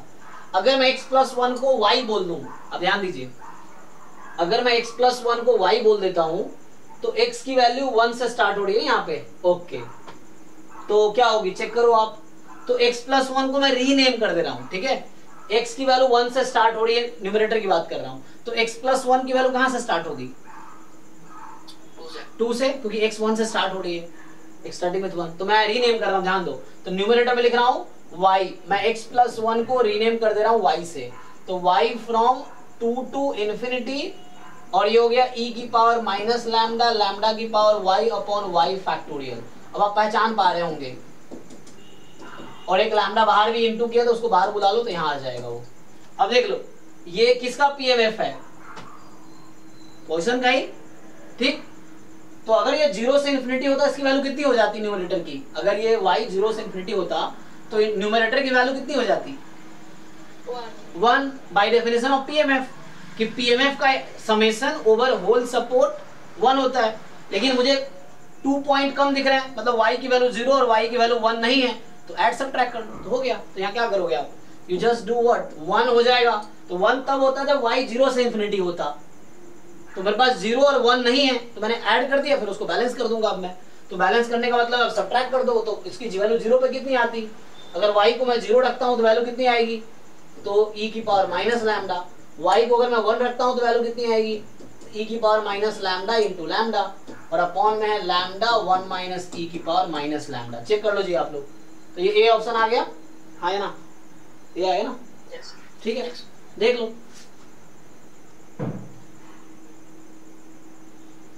तो ये इनइक्वालिटी था इसलिए ऐसा हुआ है, और डिवाइड भी हमने इसलिए किया है, जैसे अभी तुम्हें दिखा जो शुरू में क्वेश्चन पूछे थे, तो वहां क्या है तुम्हारा x बराबर x है जो उस बैच में पूछा था, तो वहां डिवाइड करने की जरूरत नहीं पड़ती है ना, क्योंकि कंटिन्यूअस मतलब वहां पे डिवाइड नहीं करना पड़ेगा, वो बाद में पुट करना है उसको। डिवाइड करना पड़ता है जब यहाँ पे इंटरवल है। वो कब ऐसे दिया जाता है वही समझ में नहीं आता कभी, कंडीशनल नहीं समझ आएगा अभी, जब अभी थ्योरी स्टार्ट करेंगे। अब जो हमारा क्या स्टार्ट होगा थ्योरी में, हमने अभी क्या किया है, प्रोबेबिलिटी बेसिक हो गई, रैंडम वेरिएबल स्टार्ट किया, फिर univariate distribution, standard univariate distribution, अब स्टार्ट होगा जॉइंट डिस्ट्रीब्यूशन या मल्टीवेरिएट डिस्ट्रीब्यूशन, फिर स्टैंडर्ड मल्टीवेरिएट डिस्ट्रीब्यूशन। तो जब मल्टीवेरिएट डिस्ट्रीब्यूशन अभी हम करेंगे हम लोग, मल्टीवेरिएट एनालिसिस अलग है, मल्टीवेरिएट एनालिसिस सिर्फ गेट सिलेबस में, जैम में नहीं है। मल्टीवेरिएट डिस्ट्रीब्यूशन की बात कर रहा हूँ है ना, जहाँ 2 रैंडम वेरिएबल होंगे, 3 रैंडम वेरिएबल होंगे, वो मल्टीवेरिएट डिस्ट्रीब्यूशन एनालिसिस सब्जेक्ट ही अलग है, तो वो गेट में है। तो मल्टीवेरिएट डिस्ट्रीब्यूशन अभी हम लोग थ्योरी स्टार्ट करेंगे, तो उसमें ये सब डिस्कशन होगा, फिर तुम्हें समझ आएगा कब डिवाइड करना है, कब नहीं करना है, कब पुट करते हैं, उस तरह से तो समझ आएगा क्वेश्चन करके, तो है ना। इसीलिए एक बार जब पूरा पीवाईक्यू सॉल्व कर लोगे तुम जैम गेट का, इसका मतलब तुम्हें एक उस लेवल तक का नॉलेज हो गया। पीवाईक्यू जो होते हैं एक लेवल के क्वेश्चन होते हैं उसमें, बाकी बुक्स में उसके आसपास के ही क्वेश्चंस होंगे है ना, उससे लोअर लेवल जनरली ज्यादातर क्वेश्चन होगा, कुछ क्वेश्चन डिफिकल्ट होगा, लेकिन पूरा सिलेबस कवर कर लिया तुमने, पूरे पीवाईक्यूज कर लिए, तो तुम्हारी एक अच्छी तैयारी हो गई। अब तुम क्वेश्चंस करके देखो, ज्यादातर क्वेश्चन होंगे तुमसे, ये है, क्योंकि उसे समझने में टाइम लगेगा, पूरा सिलेबस कवर करने में टाइम लगेगा, पीवाईक्यूज अच्छे समझने में टाइम लगेगा। इसलिए तुम्हें कहते हैं पीवाईक्यू जो भी है 3-4 बार तुमने साल में एग्जाम से पहले तो 5 से 10 बार सॉल्व कर ही लेना चाहिए, ताकि ऐसा कोई भी क्वेश्चन आओ जिसका कोई कॉन्सेप्ट नहीं पता हो आपको। और नेक्स्ट क्वेश्चन जो आने वाला आपका एग्जाम वो भी उसी कॉन्सेप्ट से रिलेटेड होगा जो आ चुके हैं, कहीं ना कहीं रिलेटेड उधर से ही होगा। ठीक है चलिए, तो ये हो गया, किसी को डाउट है तो पूछ सकते हो, ठीक है। तो यहाँ पे होता क्या है, जैसे कहीं पे पूछ दिया प्रोबेबिलिटी है ना, जैसे मान लो हम लोग हमने ये इस तरह क्वेश्चन किए हैं कि मान लो x is equal to a given x is equal to b discrete में, तो ये तो इजीली कर लोगे आप लोग डिस्क्रीट केस में। या अगर ऐसा क्वेश्चन भी है x more than a given x more then b, तो भी कंडीशनल प्रोबेबिलिटीज हो जाएगा। अभी क्या इसने पूछ दिया बस कि expectation of some gx given x is equal to a, नहीं x मोर देन a, ठीक है ना, कोई प्रॉब्लम नहीं है। आप जैसे एक्सपेक्टेशन ऑफ gx लिखते हो आप वही लिखो। तो एक्सपेक्टेशन ऑफ gx में ये होता है कि summation gx time probability at x, जहां x बिलोंग करेगा सपोर्ट पे, है ना। अब यहाँ पे क्या है कि आप लिखोगे, यहाँ भी वही करोगे आप, gx into probability at x, but अब यहाँ जो x बिलोंग करेगा support intersection this, support plus intersection x more than a, इन दोनों के इंटरसेक्शन में होगा यहाँ पे। और अपॉन में चूंकि कंडीशनल है तो यहाँ probability x more than a भी करना है, यहाँ ये डिफरेंस है। सो अगर सिर्फ ये पूछा गया तो ये करना है जी सर, लेकिन यहाँ तो होल एक्सपेक्टेशन है ना, gx डिवाइडेड बाय x के मतलब। हाँ, तो एक्सपेक्टेशन पहले वाले की पूछी जाती है। जब आप अभी क्वेश्चन हम करेंगे अभी आने वाले क्लासों में, y given x is equal to 2, तो यहाँ कंडीशन x पे है, एक्सपेक्टेशन y का ही निकाल रहे हैं आप। तो यहाँ किसका एक्सपेक्टेशन निकाल रहे हैं हम, y का। यहाँ x का कोई मतलब नहीं है उससे कि एक्सपेक्टेशन x का नहीं निकल रहा है, एक्सपेक्टेशन y का ही निकल रहा है जब x गिवन है। तो एक्सपेक्ट कंडीशन है, तो यहाँ भी एक्सपेक्टेशन आप इसी का फाइंड कर रहे हो अंडर दिस कंडीशन, ठीक है, ये एक कंडीशन है आपके पास अंडर दिस कंडीशन, वो कंडीशन गिवन है उस कंडीशन के अंडर, तो फाइंड एक्सपेक्टेशन इसी का हो रहा है एक्चुअली, ठीक है, यहाँ भी एक्सपेक्टेशन। हाँ तो फिर सिर्फ न्यूमरेटर में एक्सपेक्टेशन वाला लगाएंगे फॉर्मूला और नीचे वो प्रोबेबिलिटी वाला लगेगा। हाँ लेकिन इंटरसेक्शन में तो होता है ना, आप क्या जानते हो, अगर हम बाद में लिखेंगे इंटरसेक्शन अप्लाई। हाँ तो ए इंटरसेक्शन भी होता है ना, probability of x given y, तो उसमें क्या करते हो एक्स इंटरसेक्शन वाई ज्वाइंट लोगे ना वहां पे आप, तो इसीलिए यहाँ पे इन दोनों का यहाँ पे है कि एक्स कोई भी चलेगा अगर ये नहीं होता, लेकिन यहाँ कोई एक्स भी चलेगा, लेकिन यहाँ कंडीशन है दिस इंटरसेक्शन दिस, तो सपोर्ट में इसका इंटरसेक्शन लेना पड़ेगा ये। Okay sir.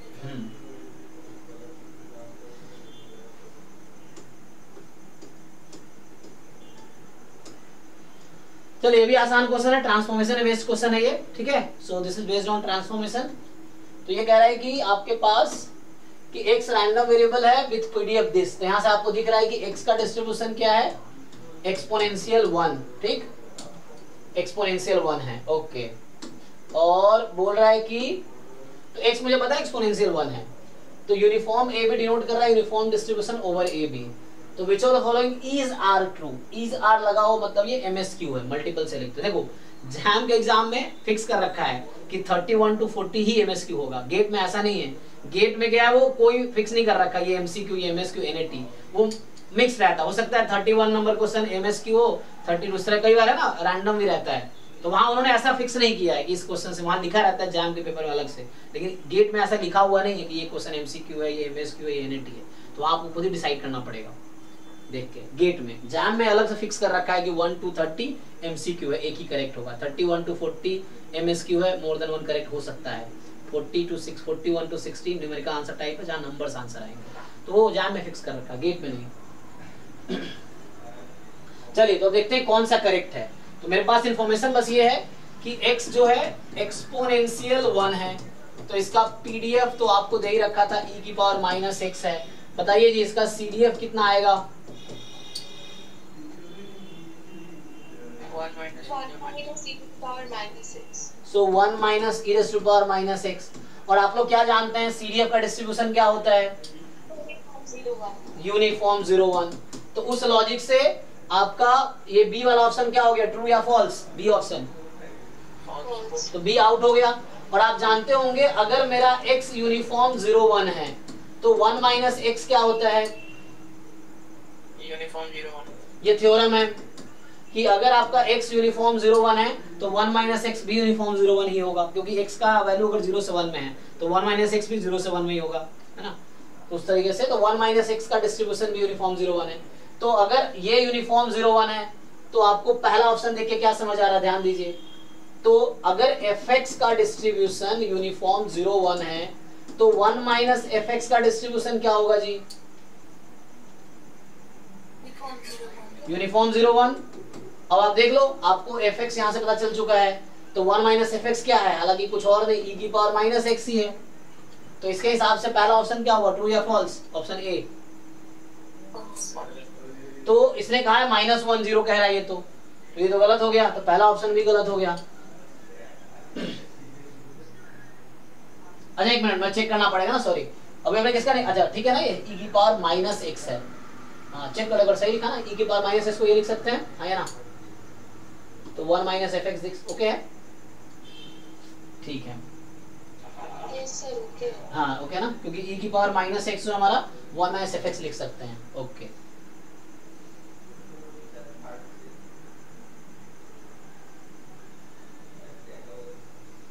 आउट हो गया। अब यहाँ देखिए 2e की पावर माइनस x प्लस -1, तो यहाँ इससे ध्यान दीजिए आप, अगर आपसे पूछा जाए जैसे आपने कहा e की पावर x का डिस्ट्रीब्यूशन है यूनिफॉर्म 0 1, तो 2 टाइम e की पावर माइनस x का डिस्ट्रीब्यूशन क्या आएगा, आप कैपिटल X लिख लो कोई दिक्कत नहीं है, बताइए ex -1 यूनिफॉर्म 0 1 है, so what is this 2 time e की पावर माइनस x, हाफ, अरे हाफ कैसे हो जाएगा भाई, पीडीएफ नहीं नहीं मैं डिस्ट्रीब्यूशन पूछ रहा हूँ, डिस्ट्रीब्यूशन में तो डायरेक्ट यूनिफॉर्म के फॉर्म में बताओ, इस फॉर्म में, तो अगर ये 0 से 1 में है तो 2 टाइम e की पावर माइनस x 0 से 2 में जाएगी, हाँ है ना, हाँ, तो तो इसका डिस्ट्रीब्यूशन क्या होगा?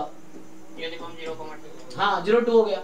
अब ये इसको बोलते हैं स्केल चेंज करना। किसी नंबर से मल्टीप्लाई या डिवाइड कर रहे हो तुम रैंडम वेरिएबल को, तो स्केल चेंज कर रहे हैं ना। अभी लोकेशन चेंज करते हैं इसका, लोकेशन यूनिफॉर्म में फॉलो करता है ये। तो 2e की पावर -x, अब उसने कहा -1 कर दो, चलो -1 कर देते हैं। तो बताओ इसका डिस्ट्रीब्यूशन क्या रह जाएगा अब? -1 से। ठीक है, तो 2 की पावर -x में 1 घटा दो, तो 1 घटाओगे तो -1 से 1 में आ जाएगा ये। तो ये यूनिफॉर्म -1 से 1 में आ गया। तो इसका मतलब सी ऑप्शन सही कह रहा है। तो यहाँ हो क्या रहा है? ट्रांसफॉर्मेशन यूनिफॉर्म रैंडम वेरिएबल का। तो यूनिफॉर्म रैंडम वेरिएबल इनवेरिएंट रहता है इन case of scale and location change. Scale location change करोगे तो यूनिफॉर्म ही रहेगी, बस वो इंटरवल शिफ्ट होता रहेगा उसके हिसाब से, जैसे आप लोकेशन या स्केल चेंज कर रहे हो। तो यहाँ पे सिंपली आपको वो इंटरवल देखना है कहाँ बिलोंग करेगी, वो उसी में रहेगा। हाँ जी शिवम, कुछ पूछना आपको? यस सर, ये पूछ रहा था, ये तो सर बस यूनिफॉर्म के केस में होता है ना सर, स्केल और ये नहीं, सिर्फ यूनिफॉर्म में होता है ये, बाकी में नहीं होता। में तो सर डिस्ट्रीब्यूशन चेंज होता है। यस, यहाँ यूनिफॉर्म में ही रहता है कि x यूनिफॉर्म 0 1 है तो 2x यूनिफॉर्म 0,2 हो जाएगी, x/2 यूनिफॉर्म 0,5 हो जाएगी, x+1 यूनिफॉर्म, अगर x यूनिफॉर्म 0 1 है तो x+1 यूनिफॉर्म 1 2 हो जाएगी। तो लोकेशन और स्केल चेंज कर रहे हो तो यूनिफॉर्म ही रहेगी, बस इंटरवल चेंज होता रहेगा। यूनिफॉर्म में ही सिर्फ ऐसा होगा। ठीक है, तो यहाँ पे क्या हमारे पास है? ये हो गया। तो ये 2e की पावर -x -1 यूनिफॉर्म -1 1 हो गया। तो ये आपके पास ट्रू आ गया। अब यहाँ देखिए द प्रोबेबिलिटी, अभी देखो ये क्लास में हमने डिस्कस किया है। अभी जब ट्रांसफॉर्मेशन हम पढ़ रहे थे किस बैच में? पिछले बैच में 6 to 8 वाले में, है ना। तो उसमें मैंने ये क्वेश्चन कराए हैं, और ये हालांकि जैम में भी एक बार अभी आया है, आ चुका है ये पहले जैम में ये क्वेश्चन, जहाँ EY² पूछा गया है ना। तो ये हमने डिस्कस किया है क्लास में, 6 to 8 में डिस्कस किया है। हमारे बैच में भी लिखा है सर, लिखा है ना। हाँ यस सर, ये तो डिस्ट्रीब्यूशन फॉलो करता है ट्रांसफॉर्मेशन में, तो हाँ ये हमने देखा था कि ये ज्योमेट्रिक फॉलो करता है। तो हमने ये तो क्लास में डिस्कस किया है ये कि दिस इज ज्योमेट्रिक, ये हमने प्रूव भी किया हमने इसको। आप है ना चेंज x की वैल्यू 0 से इनफिनिटी है तो x 0 से 1 में होगी। तो हमारे पास है ना, अगर आप चेक करो सिंपली प्रोबेबिलिटी y बराबर k निकालना है, इसका मतलब है कि प्रोबेबिलिटी बॉक्स x बराबर k करना है। और इसका मतलब ये हुआ प्रोबेबिलिटी, अब बताइए बॉक्स x की वैल्यू k कब होगी, मतलब ग्रेटेस्ट इंटीजर फंक्शन की वैल्यू k कब होगी? k less than equal to k से k+1। हाँ, x की वैल्यू k से k+1 तक होगी। अब आपके पास k से k+1 तक है। अब इस पे इंटीग्रेट कर लो आप, तो k से k+1 में आप x के पीडीएफ को इंटीग्रेट कर लो e की पावर -x को, तो आपको यही आंसर आ जाएगा। तो ये ऑप्शन भी ट्रू हो जाएगा, चेक कर लीजिए।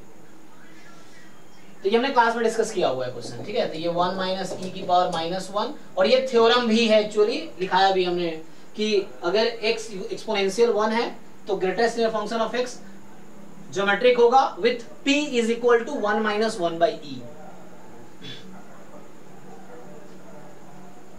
ठीक है, तो ये आपके पास ये भी ट्रू हो जाएगा। तो इसमें C और D ट्रू है। तो ये ट्रांसफॉर्मेशन में बेस्ड क्वेश्चन है, ट्रांसफॉर्मेशन ऑफ रैंडम वेरिएबल। तो जो लोग है तो सबके पास बैच 1 बैच 2 दोनों का रिकॉर्डिंग पर है। ट्रांसफॉर्मेशन मैंने बैच 1 में अभी लास्ट 2 क्लास में पढ़ाए हैं। तो जब रिसेंटली आप देखोगे सो लास्ट 2 क्लास के वीडियोस आप देख सकते हो बैच 2 के, अगर जो लोग नए हैं तो बैच 2 में अभी जस्ट मैंने पढ़ाया है ये 6 to 8 वाले बैच में, मतलब लास्ट 2 क्लास, मतलब एक क्लास सैटरडे और थर्सडे सैटरडे में 2 क्लास मैंने ट्रांसफॉर्मेशन पढ़ाए। ये सब वहां हमने क्वेश्चन कराए हैं ऑलरेडी वहां पे, ठीक है। अच्छा, तो इसमें इतना ही था, तो इसमें ये 11 हो गया। अब तो ये हमने 2 असाइनमेंट डिस्कस कर लिए अभी। ये मेनली गेट में जो आए हैं उतने ही क्वेश्चन थे, तो उसमें कुछ बाहर गए थे। तो हमने लास्ट क्लास में ये किया था, अभी ये किया। लास्ट क्लास में रैंडम वेरिएबल नाम का असाइनमेंट था, ये था। अब हमने क्लास में कुछ और भी शेयर किए हैं। तो बाकी कुछ डाउट रह गया हो तो बताओ। यूनिवेरिएट डिस्ट्रीब्यूशन ये हम पहले डिस्कस कर चुके हैं आई थिंक, है ना। तो 4 असाइनमेंट है ना, 4 हो गया डिस्कशन। सो ये इसमें तो बहुत ज्यादा क्वेश्चन थे, 50-60। अच्छा, इसमें तो बहुत क्वेश्चन है, मतलब PYQ में 2 असाइनमेंट जैम किया ना। जैम MS के एक नाम है यूनिवेरिएट डिस्ट्रीब्यूशन के नाम से, एक स्टैंडर्ड यूनिवेरिएट डिस्ट्रीब्यूशन का नाम से, जैम के हो गए ये 2 हो गया हमारा गेट के यूनिवेरिएट डिस्ट्रीब्यूशन के नाम से और स्टैंडर्ड यूनिवेरिएट के नाम से। और ये लोग एक्चुअली गेट स्टैटिस्टिक्स 2019 में पहली बार कंडक्ट हुआ था, तो ये 19 से ही स्टार्ट किया है। उससे पहले भी जो गेट मैथमेटिक्स थे उसमें स्टैट्स के क्वेश्चन आते थे, हर साल 5-10 क्वेश्चन आते थे। तो उसी में जो 65 क्वेश्चन आते हैं उसी में से 5-10 क्वेश्चन स्टैटिस्टिक्स के होते थे गेट मैथमेटिक्स में। तो जब मैं अभी आगे डिस्कशन कराऊंगा PYQ ईयर वाइज तो वो भी हम डिस्कस करेंगे। 2005 से ही स्टार्ट करेंगे, जैम गेट दोनों का पेपर 2005 से 23 तक का डिस्कशन होगा ईयर वाइज में जब करेंगे, तो उसमें भी आते थे। तो उस तरीके से अभी जो इसमें असाइनमेंट में लिया इसने 19 के बाद का कंसिडर किया है, बट पहले भी आते थे, तो वो या तो मैं बना के भेज सकता हूँ, देखते हैं ना, हाँ वो भी कर सकते हैं। ठीक है, तो अभी बताओ आगे। हाँ सर एक बार बाइनोमियल डिस्ट्रीब्यूशन करना है। हाँ सर वो वाला। अच्छा, बर्नौली बाइनोमियल जो असाइनमेंट था, हाँ तो एक मिनट, तो इसमें मुझे डाउनलोड तो नहीं किया मैंने। ठीक है, मैं डाउनलोड करता हूँ, 1 मिनट है ना, फिर उसको डिस्कस करते हैं थोड़ा सा जो भेजा हुआ है। सो 1 मिनट थोड़ा वेट करो, इसको मुझे उसके लिए इसमें वो ओपन करना पड़ेगा। ठीक है, इसको पहले मैं डाउनलोड करता हूँ, 1 मिनट वेट करूँगा। सो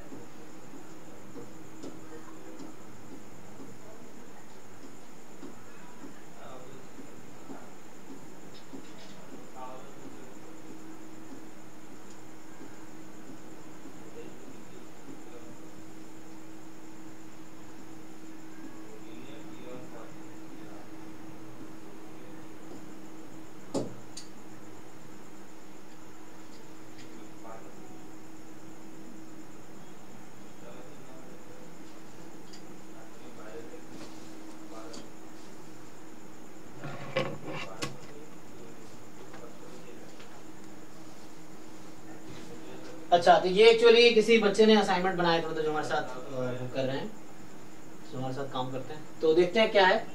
तो इसमें कितने क्वेश्चन इसमें डालने हैं? 8 क्वेश्चन है। ओके, तो चलो देखते हैं ट्राई करके।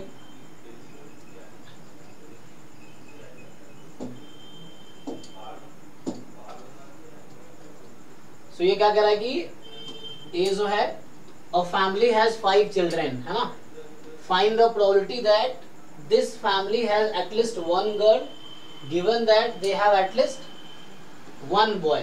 अच्छा, assume that either है ना birth is equal, मतलब दोनों की मेल और फीमेल होने की सेम प्रोबेबिलिटी है, and all 5 birth are independent. Okay, try किया इसको, क्योंकि मैं पहली बार ही देख रहा हूँ, मैंने सॉल्व वैसे किया नहीं है, तो देख लेते हैं। सर ये वाला हो गया। अच्छा, हो गया है, तो कौन सा डाउट है? सर सेकेंड कह रहा है कि what is the probability of obtaining 50 heads in 100 throw of a coin. Okay, then repeating this event 2 times in next 5 throws. तो क्या प्रोबेबिलिटी है कि 100 थ्रो में से 50 बार हेड आएगा, and then repeating this event 2 times in the next 5 throw. Okay, पहले question समझ आ रहा है सबको? तो मुझे ये बताओ कि 100 थ्रो में 50 बार हेड आने की क्या प्रोबेबिलिटी है? इक्वल चांस होगा हेड और टेल आने की। हाँ हाँ ठीक है।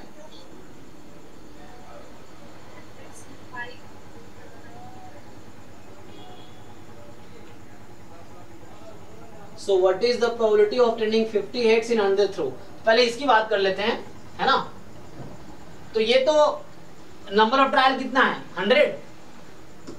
सो 100 C 50 हाफ की पावर 50 हाफ की पावर 50, ये हो जाएगी। x अगर है number of heads in 100 trials, तो x का डिस्ट्रीब्यूशन क्या होगा जी?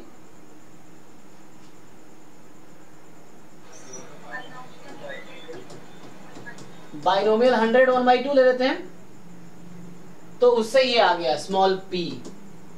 अब आपको बोल रहे हैं आगे, हाँ सर इतनी बड़ी वैल्यू कैलकुलेट करनी पड़ेगी सर। अच्छा, तो ये कल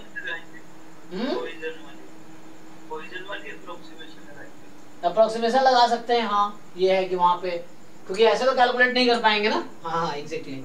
तो इसके लिए हमारे पास हमने पढ़ा था बाइनोमियल के अप्रोक्सीमेट कर सकते हैं पॉइसन से, अप्रोक्सीमेट कर सकते हैं नॉर्मल से। तो यहाँ पे 100 और 1/2 है, तो नॉर्मल से अप्रोक्सीमेट करना हालांकि बेटर रहेगा, लेकिन पॉइसन से भी कर सकते हो, कोई प्रॉब्लम नहीं। पॉइसन में भी e की पावर -50 चाहिए, लेकिन कैलकुलेटर एग्जाम में अलाउड रहता है। तो ये तो इसने खुद ही बनाए हैं या कहीं से बुक से उठाया तो उस तरह होगा, वहां पे ऐसा रहेगा जो कैलकुलेटर से इजीली आ जाएगा। तो अभी के लिए अगर इसको पॉइसन से अप्रोक्सीमेट करोगे, तो पॉइसन से अप्रोक्सीमेट करने के लिए क्या होता है कि यहाँ हो जाएगा x इज पॉइसन NP 50 हो जाएगा। ओके, तो उससे निकाल सकते हो प्रोबेबिलिटी फिर। तो पॉइसन 50 है, 50 आने की क्या प्रोबेबिलिटी है? e की पावर माइनस लैम्डा, लैम्डा की पावर कितना होगा?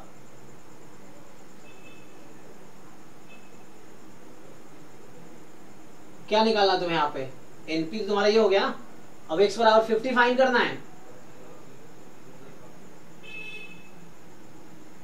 आया ना? तो भाई ये भी तो बहुत डिफिकल्ट होगा।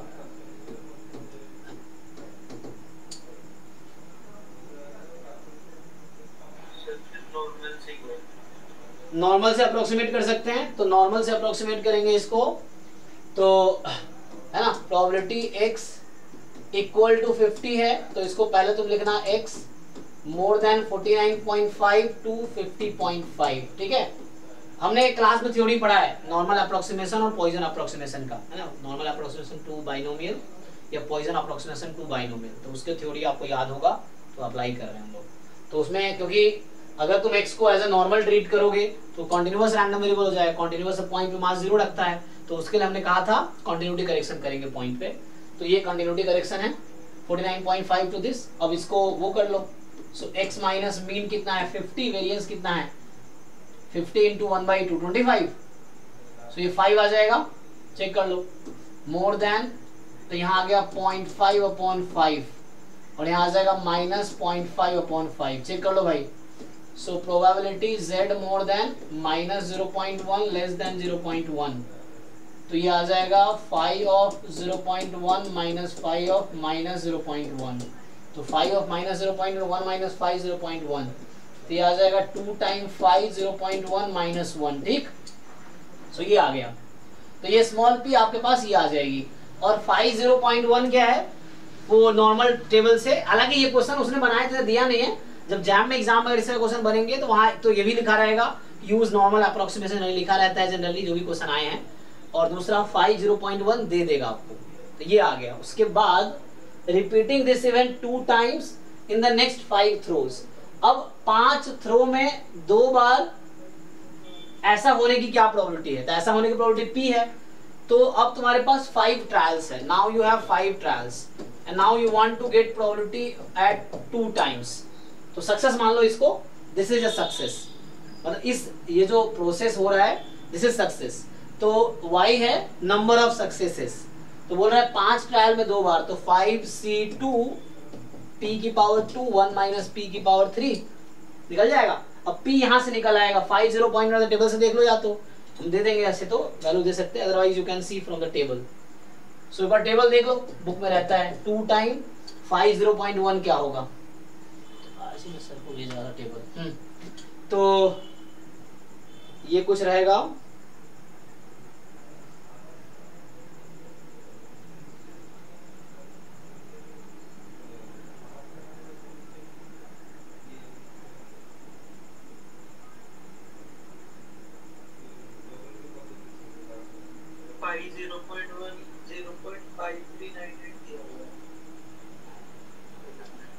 कितनी आई है? 0.5398 दिया हुआ है। 0 की वैल्यू आ रही है 0.0796। 0 से जो हमारा आया ये बता रहे 079, 6, मतलब ये स्मॉल p, ये इसकी वैल्यू 251 माइनस 1, इसकी वैल्यू कितनी आ रही है 0.07, यस सर ये ओके 079, तो अप्रॉक्स 0.08 हो गया है ना अप्रॉक्स, तो 0.08 ले लो तुम अप्रॉक्स। अब 0.08 p है, तो यहाँ पुट करके देख लो कितना आएगा, 5c2 तो आ जाएगा तुम्हारा 20/2 10, सो 10 इंटू 0.08 का स्क्वायर और 0.02 का क्यूब, कैलकुलेटर लगाओ चेक करो, 10 टाइम्स है,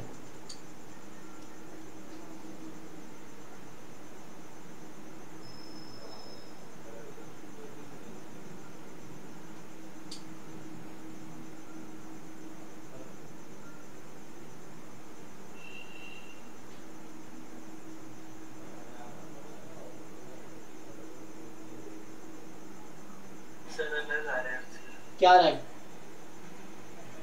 sir 5.1 into 10 to the power minus, अच्छा बहुत कम आ रहा है ना, एक मिनट, कम आ रहा है। हाँ हमारा बहुत कम आंसर आ रहा है, तो इसका पावर 2 और सर ये पॉइजन अप्रोक्सीमेशन से लगभग आ जा रहा है, अच्छा वो आ रहा है लगभग 0.0307185837। ये नॉर्मल अप्रोक्स में लगाया जिससे आया, कैलकुलेटर से ये भी कैलकुलेट किया जा सकता है, कैलकुलेटर से चेक कर सकते हो। हाँ वही करके देखना। अच्छा कैलकुलेटर से ये यूज किए थे, अप्रोक्स ये आ रहा होगा आसपास। नहीं फाइनल आंसर बता रहा हूँ, फाइनल आंसर क्या आ रहा है? 0.0307185837। सर वो p की वैल्यू डाली होगी। हाँ तो यहाँ हालांकि मैंने है ना, तो यहाँ से ये p आ जाएगा, ये p तुम्हारे पास आ गया, उस p को यहाँ पुट कर लो तो आ जाएगा। पुट करके हाँ तो तुम फाइनल आंसर बता रहे हो 0.30, ठीक है। एक्चुअली अप्रोक्सीमेट किया ना हमने, तो एग्जाम में इस तरह क्वेश्चन नहीं होंगे तो बहुत ज्यादा रेंज होगा, बट तुम्हें मेनली सीखना है how to approach the question, answer तो मतलब नहीं है, मैंने कैसे सॉल्व करना है, तो ये था। अच्छा अगर मान लो 1/2 ले लेता तो मैं क्या होता, अगर ये 1/2 ले लेता 10 इंटू 1/4 इंटू 1/8, तो 10/2 की पावर अगर 5 ले ले तो 10/32 कितनी आएगी,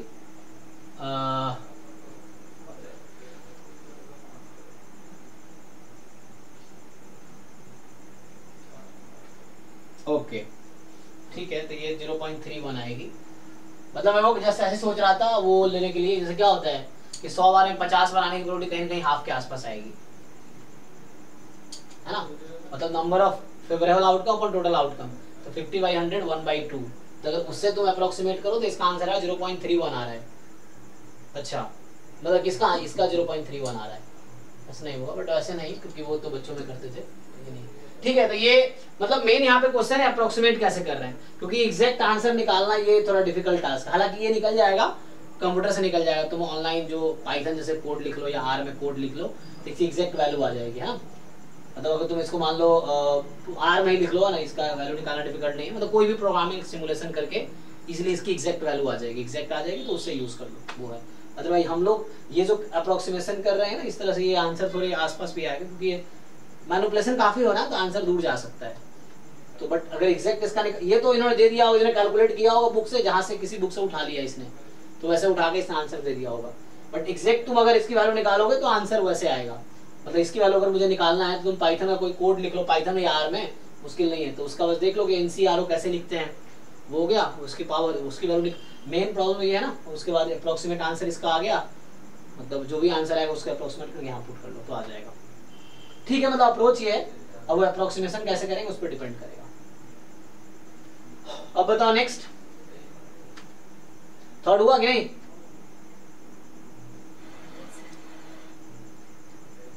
तो नेक्स्ट कौन सा डाउट है? थर्ड भी ओके। सो थर्ड हमारे पास है कि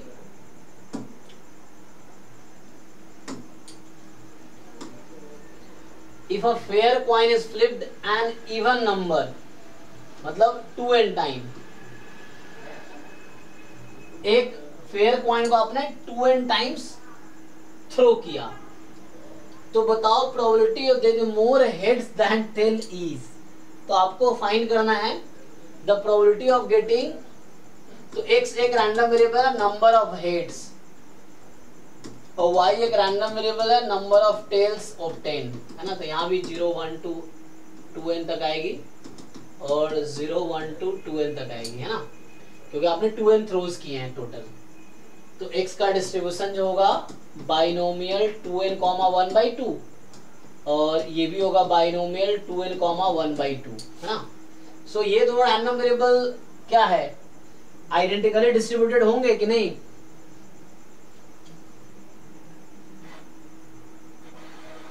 हाँ। तो जैसे तुम चेक करोगे x बराबर 0 पे प्रोबेबिलिटी, x बराबर 1 पे, दोनों पॉइंट पे x बराबर 1 और y बराबर 1 सेम आएगा ना, क्योंकि x y की हेड और टेल की सेम ही प्रोबेबिलिटी है ना, हेड यहाँ नंबर ऑफ हेड टेल की प्रोबेबिलिटी इक्वल है, तो इसलिए सेम ही आंसर रहेगा ना प्रभात।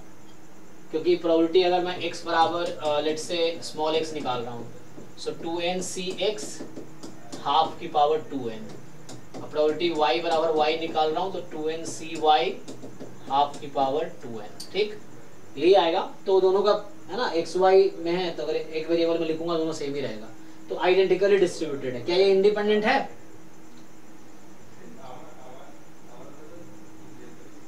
सोचो, क्या x y इंडिपेंडेंट होगा?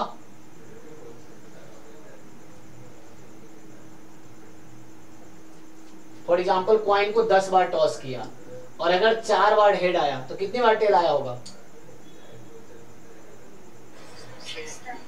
तो डिपेंड कर रहा है कि नहीं?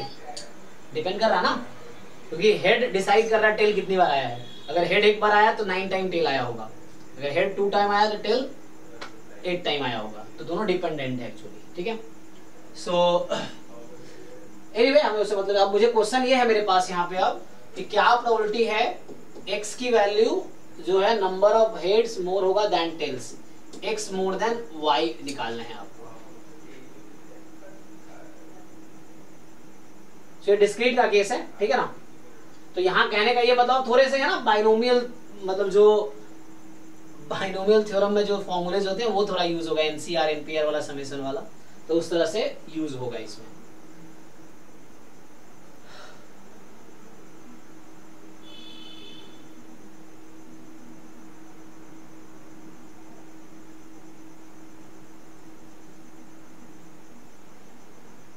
बताओ क्या होगा?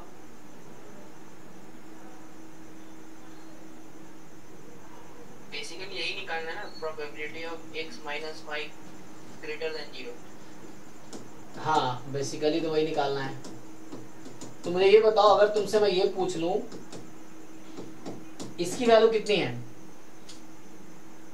सर ये आइडेंटिकल 1 होनी चाहिए। हाँ 1 ही होगा, क्योंकि सारे केस इंक्लूड हो गए ना, x more than y, x equal to y, x less than y, तो ये तीनों मिलके एग्जैक्टली 1 देगा।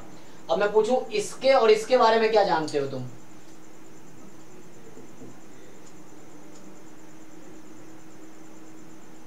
क्या एक्स वाई आइडेंटिकली डिस्ट्रीब्यूटेड है कि नहीं? तो यहाँ पे टेल काउंट पे है, वहाँ पे हेड। हाँ, तो आंसर सेम ही रहेगा, क्या फर्क पड़ता है? अगर तुमसे है ये आंसर सेम रहेगा, ठीक है। तो यहाँ पे क्या है कि तुम अगर हेड टेल को इंटरचेंज भी कर दो उन दोनों एक्स वाई में, तो डिस्ट्रीब्यूशन चेंज नहीं होता, डिस्ट्रीब्यूशन सेम है। तो x more than y equal to without loss of generality, so x more than y, x less than y, इन दोनों का आंसर सेम ही रहेगा यहाँ पे। तो ये हो गया 2 time probability x more than y, जो यहाँ पूछा गया है, plus probability x is equal to y is 1। तो यहाँ से अब मैं तुमसे पूछ लूं what is probability x more than y, अब हो जाएगा इजीली, बताओ। x इक्वल्स टू y का निकालें। हाँ, बस अब मुझे x इक्वल y चाहिए, और कुछ दिन पहले मैं x इक्वल टू y की प्रोबेबिलिटी एग्जाम में पूछा था, ये PYQ में कहीं मिला था, याद होगा, जहाँ पे x, y और z डिफाइन कर रखा था, और z के टर्म में ऑप्शंस थे, अगर किसी को याद है तो, z बराबर 2n पे, जहाँ मैं तुमसे पूछा था कि NC1 का होल स्क्वायर प्लस NC2 का होल स्क्वायर प्लस NC3 का whole square up to NCN का होल स्क्वायर, वो यहाँ भी यूज होगा, सेम चीज 2NCN जो है वो यहाँ भी यूज होगा, और इसीलिए 2NCN यहाँ पे आया हुआ है, वही यही 2NCN है।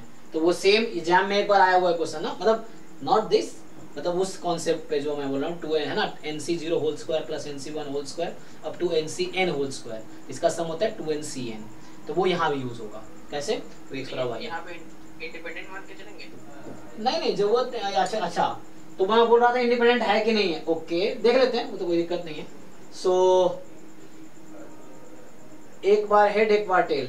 ओ अच्छा, तो हमने क्या किया है, इतने टाइम्स हो गया। हाँ इंडिपेंडेंट मानना पड़ेगा फिर तो। क्या मैं बोल रहा था, इंडिपेंडेंट नहीं है ना, मैं तो ऐसा बोल रहा था। Okay what is the probability this.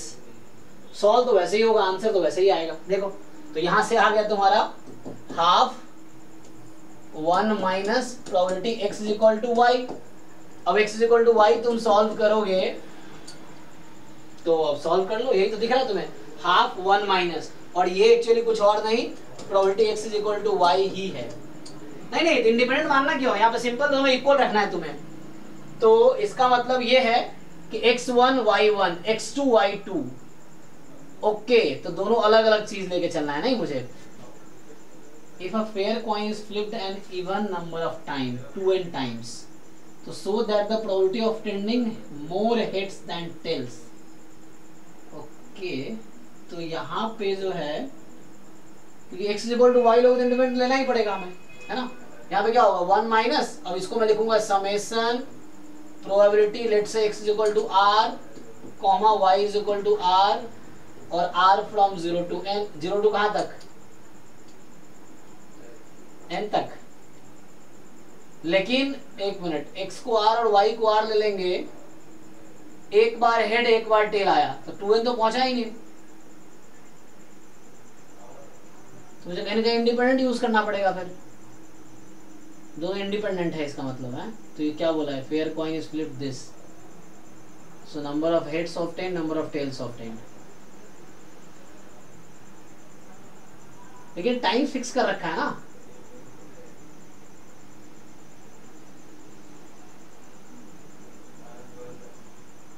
Answer तो आ जाएगा, आंसर मुझे लाना, मैं आंसर तो ला दूंगा, है ना। इसको मैं अलग अलग कर दूं और तुम्हें पता ही है कैसे सॉल्व करना है, तो ये तो हो जाएगा।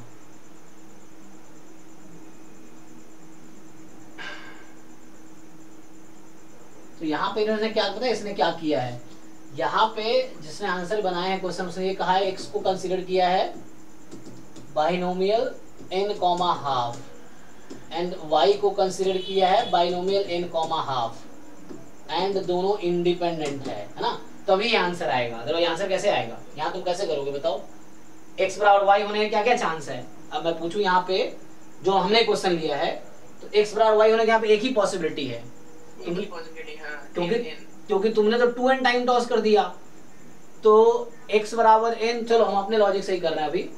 तो यहाँ पर तो एक ही पॉसिबिलिटी है, क्योंकि जिस तरह क्वेश्चन इसने फ्रेम किया है कि कॉइन को 2n टाइम टॉस किया, तो x मैंने माना जितनी बार हेड आया, y मैंने माना जितनी बार टेल आया, तो x इक्वल टू y एक ही पॉसिबिलिटी है, क्योंकि x प्लस वाई फिक्स है 2n रहेगा, जो अब लेके चल रहे हैं ना, हमने ये कर रखा है ना कि x प्लस वाई फिक्स कर रखा है 2n है, क्योंकि इसने कहा है ना कि तुमने 2n टाइम टॉस किया है, ठीक है इसने, तो तुमने 2n टाइम टॉस किया, तो x y एक ही सिचुएशन इक्वल हो सकता है कि n टाइम हेड आया हो और n टाइम टेल आया हो, तभी तो एक ही सिचुएशन है। अगर मान लो मैं कह रहा हूं एक बार हेड आया, तो एक बार हेड आया तो 2n माइनस 1 टाइम टेल आया होगा, जो सिचुएशन इसने दे रखा है मुझे। तो यहाँ पे इसका मतलब यहाँ पे जो हमारा हमने जो लॉजिक, उससे आंसर आ जाएगा हाफ 1 माइनस x बराबर n y बराबर n, ये कर सकते हैं, ठीक है। तो अलग अलग कर सकते हो, उसको कितना आ जाएगा, x बराबर n एंड y बराबर n, दोनों प्रोबेबिलिटी कितनी आएगी,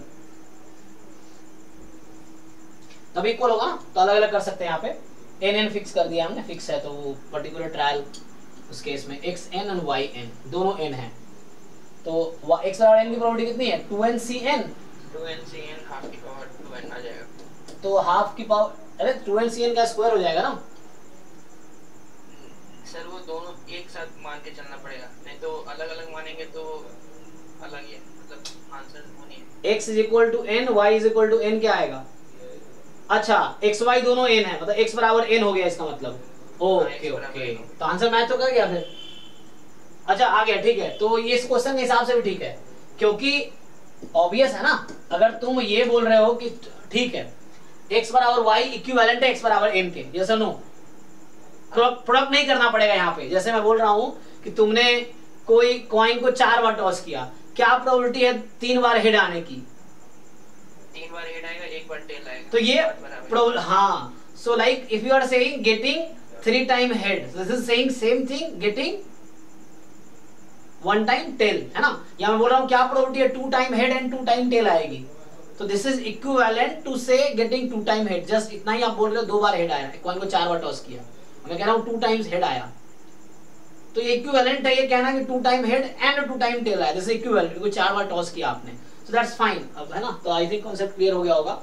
सो मैं फिर से बता देता हूँ, क्वेश्चन हालांकि अच्छा था. अरे यार क्यों खुल रहा है चैट. तो यहाँ पे क्या होगा कि हमारे पास जो है कि हमने यहाँ से स्टार्ट किया, ठीक है ना. तो ये क्वेश्चन ठीक है, मतलब अच्छा क्वेश्चन था. और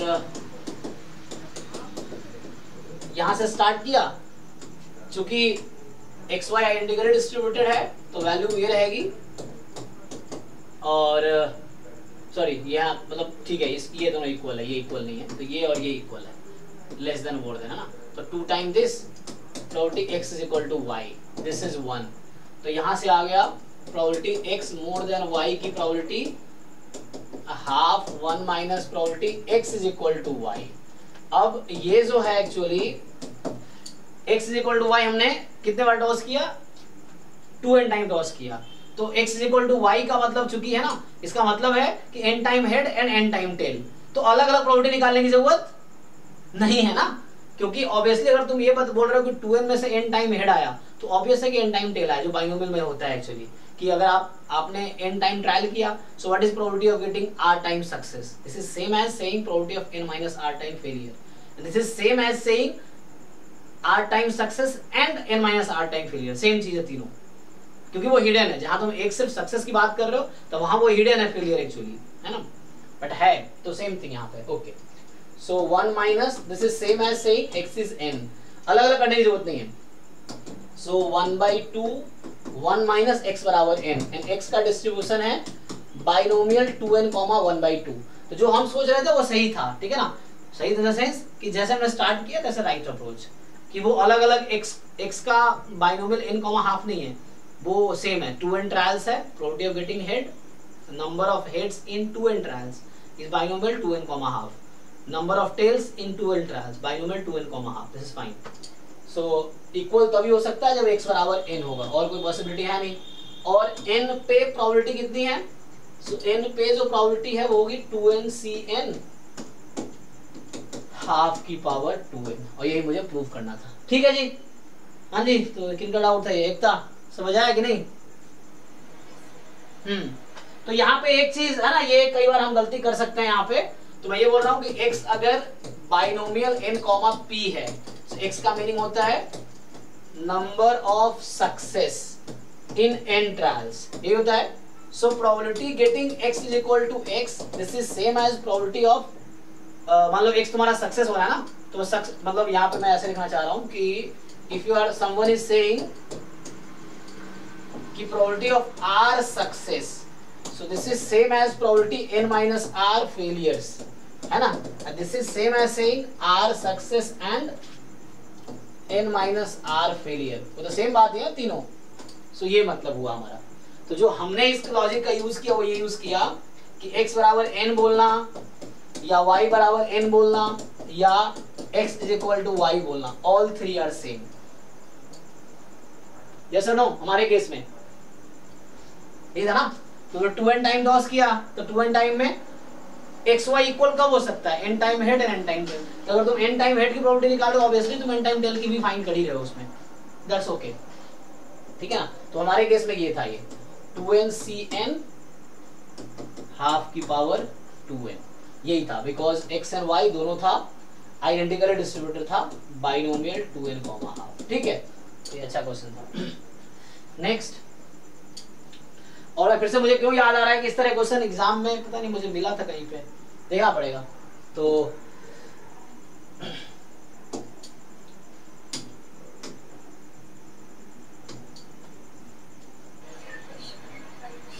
फाइव. ओके,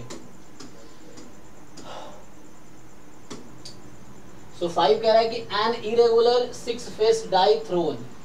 इरेगुलर, अच्छा. The expectation that in 10 throws it will given expectation that in 10 throws it will give 5 even numbers. अच्छा, 10 थ्रो में 5 बार इवन देगा. Okay, how many times in 10,000 set of 10 throws. तो 10 throw के 10,000 times तुमने throw किया. So would you expect to give no even numbers. So कितनी बार में एक बार भी इवन नहीं आएगी, मतलब 10,000 टाइम्स में से इवन नहीं आएगी. So getting no even. पहले ये बताओ, तुम्हें बता रखा है कि 10 थ्रो में से when the expectation in the 10 throws it will be given 5 even numbers.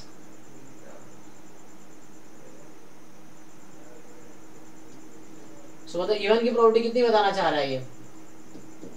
यहाँ पे इवन की प्रोबेबिलिटी कितनी होगी अकॉर्डिंग टू दिस लाइन? हाँ, मतलब 1/2 ही होना चाहिए, है ना? सो 5 बार है ना, 10 में से आ रहा है 5 even number.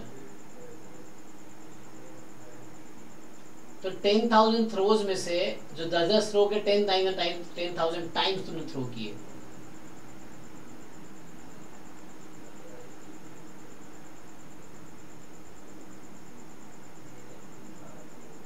so do you expect to give no even number?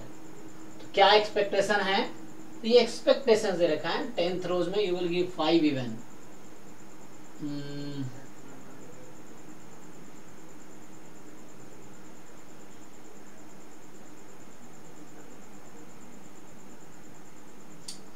तो अगर मैं ये बोलूं यहाँ पे क्या कहना चाह रहा है कि x जो है 5 इवन इन 10 थ्रोज. ये तो पर्टिकुलर वो हो गया. x कैसे डिफाइन करोगे? x क्या डिफाइन करोगे? Number of events.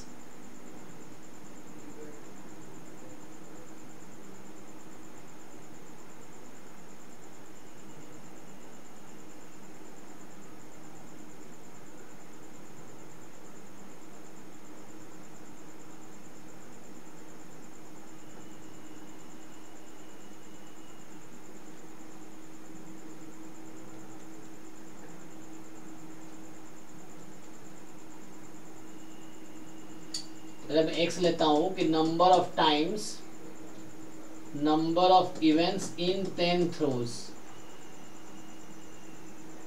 सो ऐसे तो हाँ यहाँ पे यस. सो इस केस में 10 थ्रो का जो सेट है वो एक इवेंट हुआ, वो 10,000 टाइम रिपीट हो रहा है. ठीक है. सो इस तरीके से. So expectation to give no even number. No even number. So क्या एक्सपेक्टेशन है? Would you expect to give no even number? So zero even number point को टॉस करने की तरह हो गया, क्योंकि हाँ जैसे 5 टाइम्स इवन आ रहा है, 5 टाइम्स ऑड आएगा. हाँ. तो अगर हम एक बार भी चल रहे हैं तो एक तरह से हो गया कि एक पॉइंट को हम 10,000 टाइम्स कर रहे हैं. Yes yes right. So language given, how many times in 10,000 set of 10 would you expect to give no even number? So एक भी even नहीं आएगा.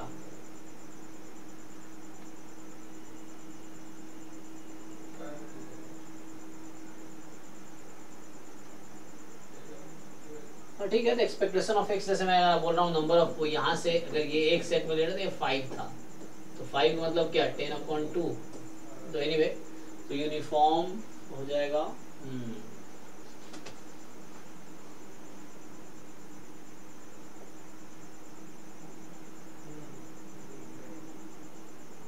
10,1/2 ना. ठीक है. 5 तो एक्सप्रेशन 5 वही हो गया. तो x का डिस्ट्रीब्यूशन होगा बाइनोमियल 10,1/2 है ना. इवन का 1/2 प्रोबेबिलिटी है. ठीक है. सो प्रोबेबिलिटी ऑफ इवन 1/2 है, x का डिस्ट्रीब्यूशन बाइनोमियल 10,1/2 है. ओके. मतलब number of events in 10 throws में ये सोच रहा हूँ इस तरह से. तो यहाँ पे ये हो गया EX5 फाइन, सेटिस्फाई कर रहा है. अब कह रहा है कि 10,000 सेट हो रहा है 10 थ्रोज का. तो do expect to give no even numbers.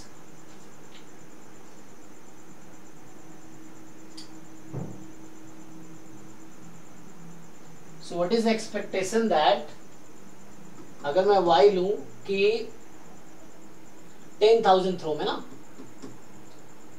Okay, no even numbers,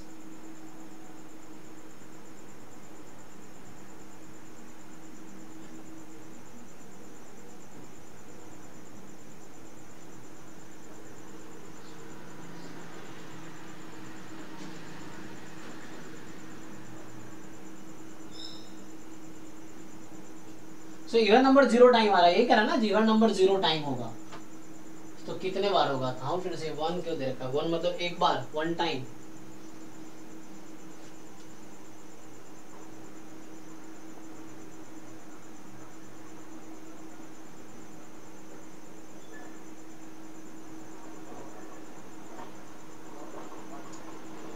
no even numbers.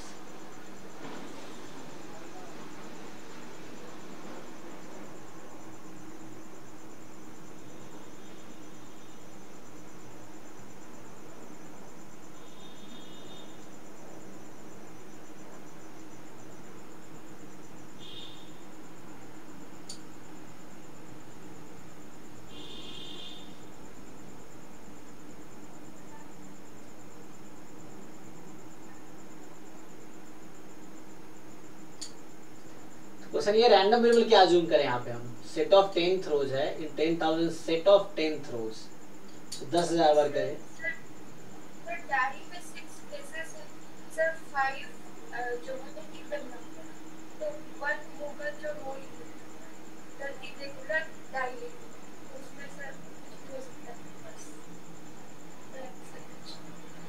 हाँ लेकिन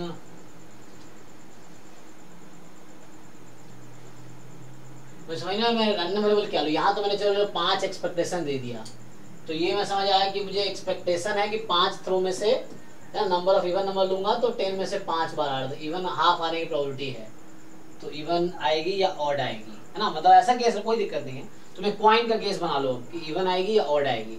सो 10,000, अच्छा ओके, तो देखो 10 मतलब यही है, कोई दिक्कत नहीं। जो 10 थ्रोज है उसमें क्या तुम्हारे पास, सो 5 बार मतलब दिया, मतलब ये तो इवन आएगी या ऑड आएगी ना, उस तरीके से। सो अगर तुम ये लो कि 10,000 में अगर तुम केसेस लिखो, सो ऐसे कितने आउटकम होंगे जहां पे एक बार भी इवन नहीं आया? जैसे छोटा सा एग्जांपल लेते हैं, जैसे एक कॉइन को 3 बार टॉस किया, ठीक है, एक कॉइन को 3 बार टॉस किया, तो उसमें ऐसे क्या कितने आउटकम है जहां पे एक बार भी हेड नहीं आया?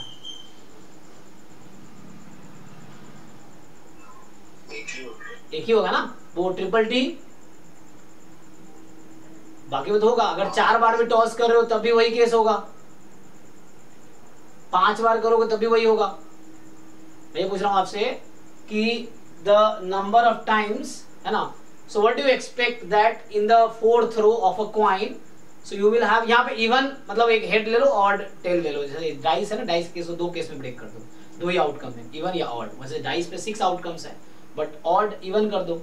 तो इसका ये मतलब मुझे ऐसा समझ आ रहा है कि इसको तुम अगर ब्रेक करोगे सो क्या होगा, एक ऐसा केस होगा जहां हर बार ऑड ऑड ऑड ऑड ओ चल रहा है 10,000 टाइम। बाकी जो आउटकम्स लिखेंगे तो उसमें क्या होगा, कम से कम एक बार इवन तो आएगा, है ना। ई होगा, फिर ओ हो सकता है, लास्ट में जाके एंड वाला ई ई ई ई ई हो सकता है। तो इस तरह का सोचो आप, है ना।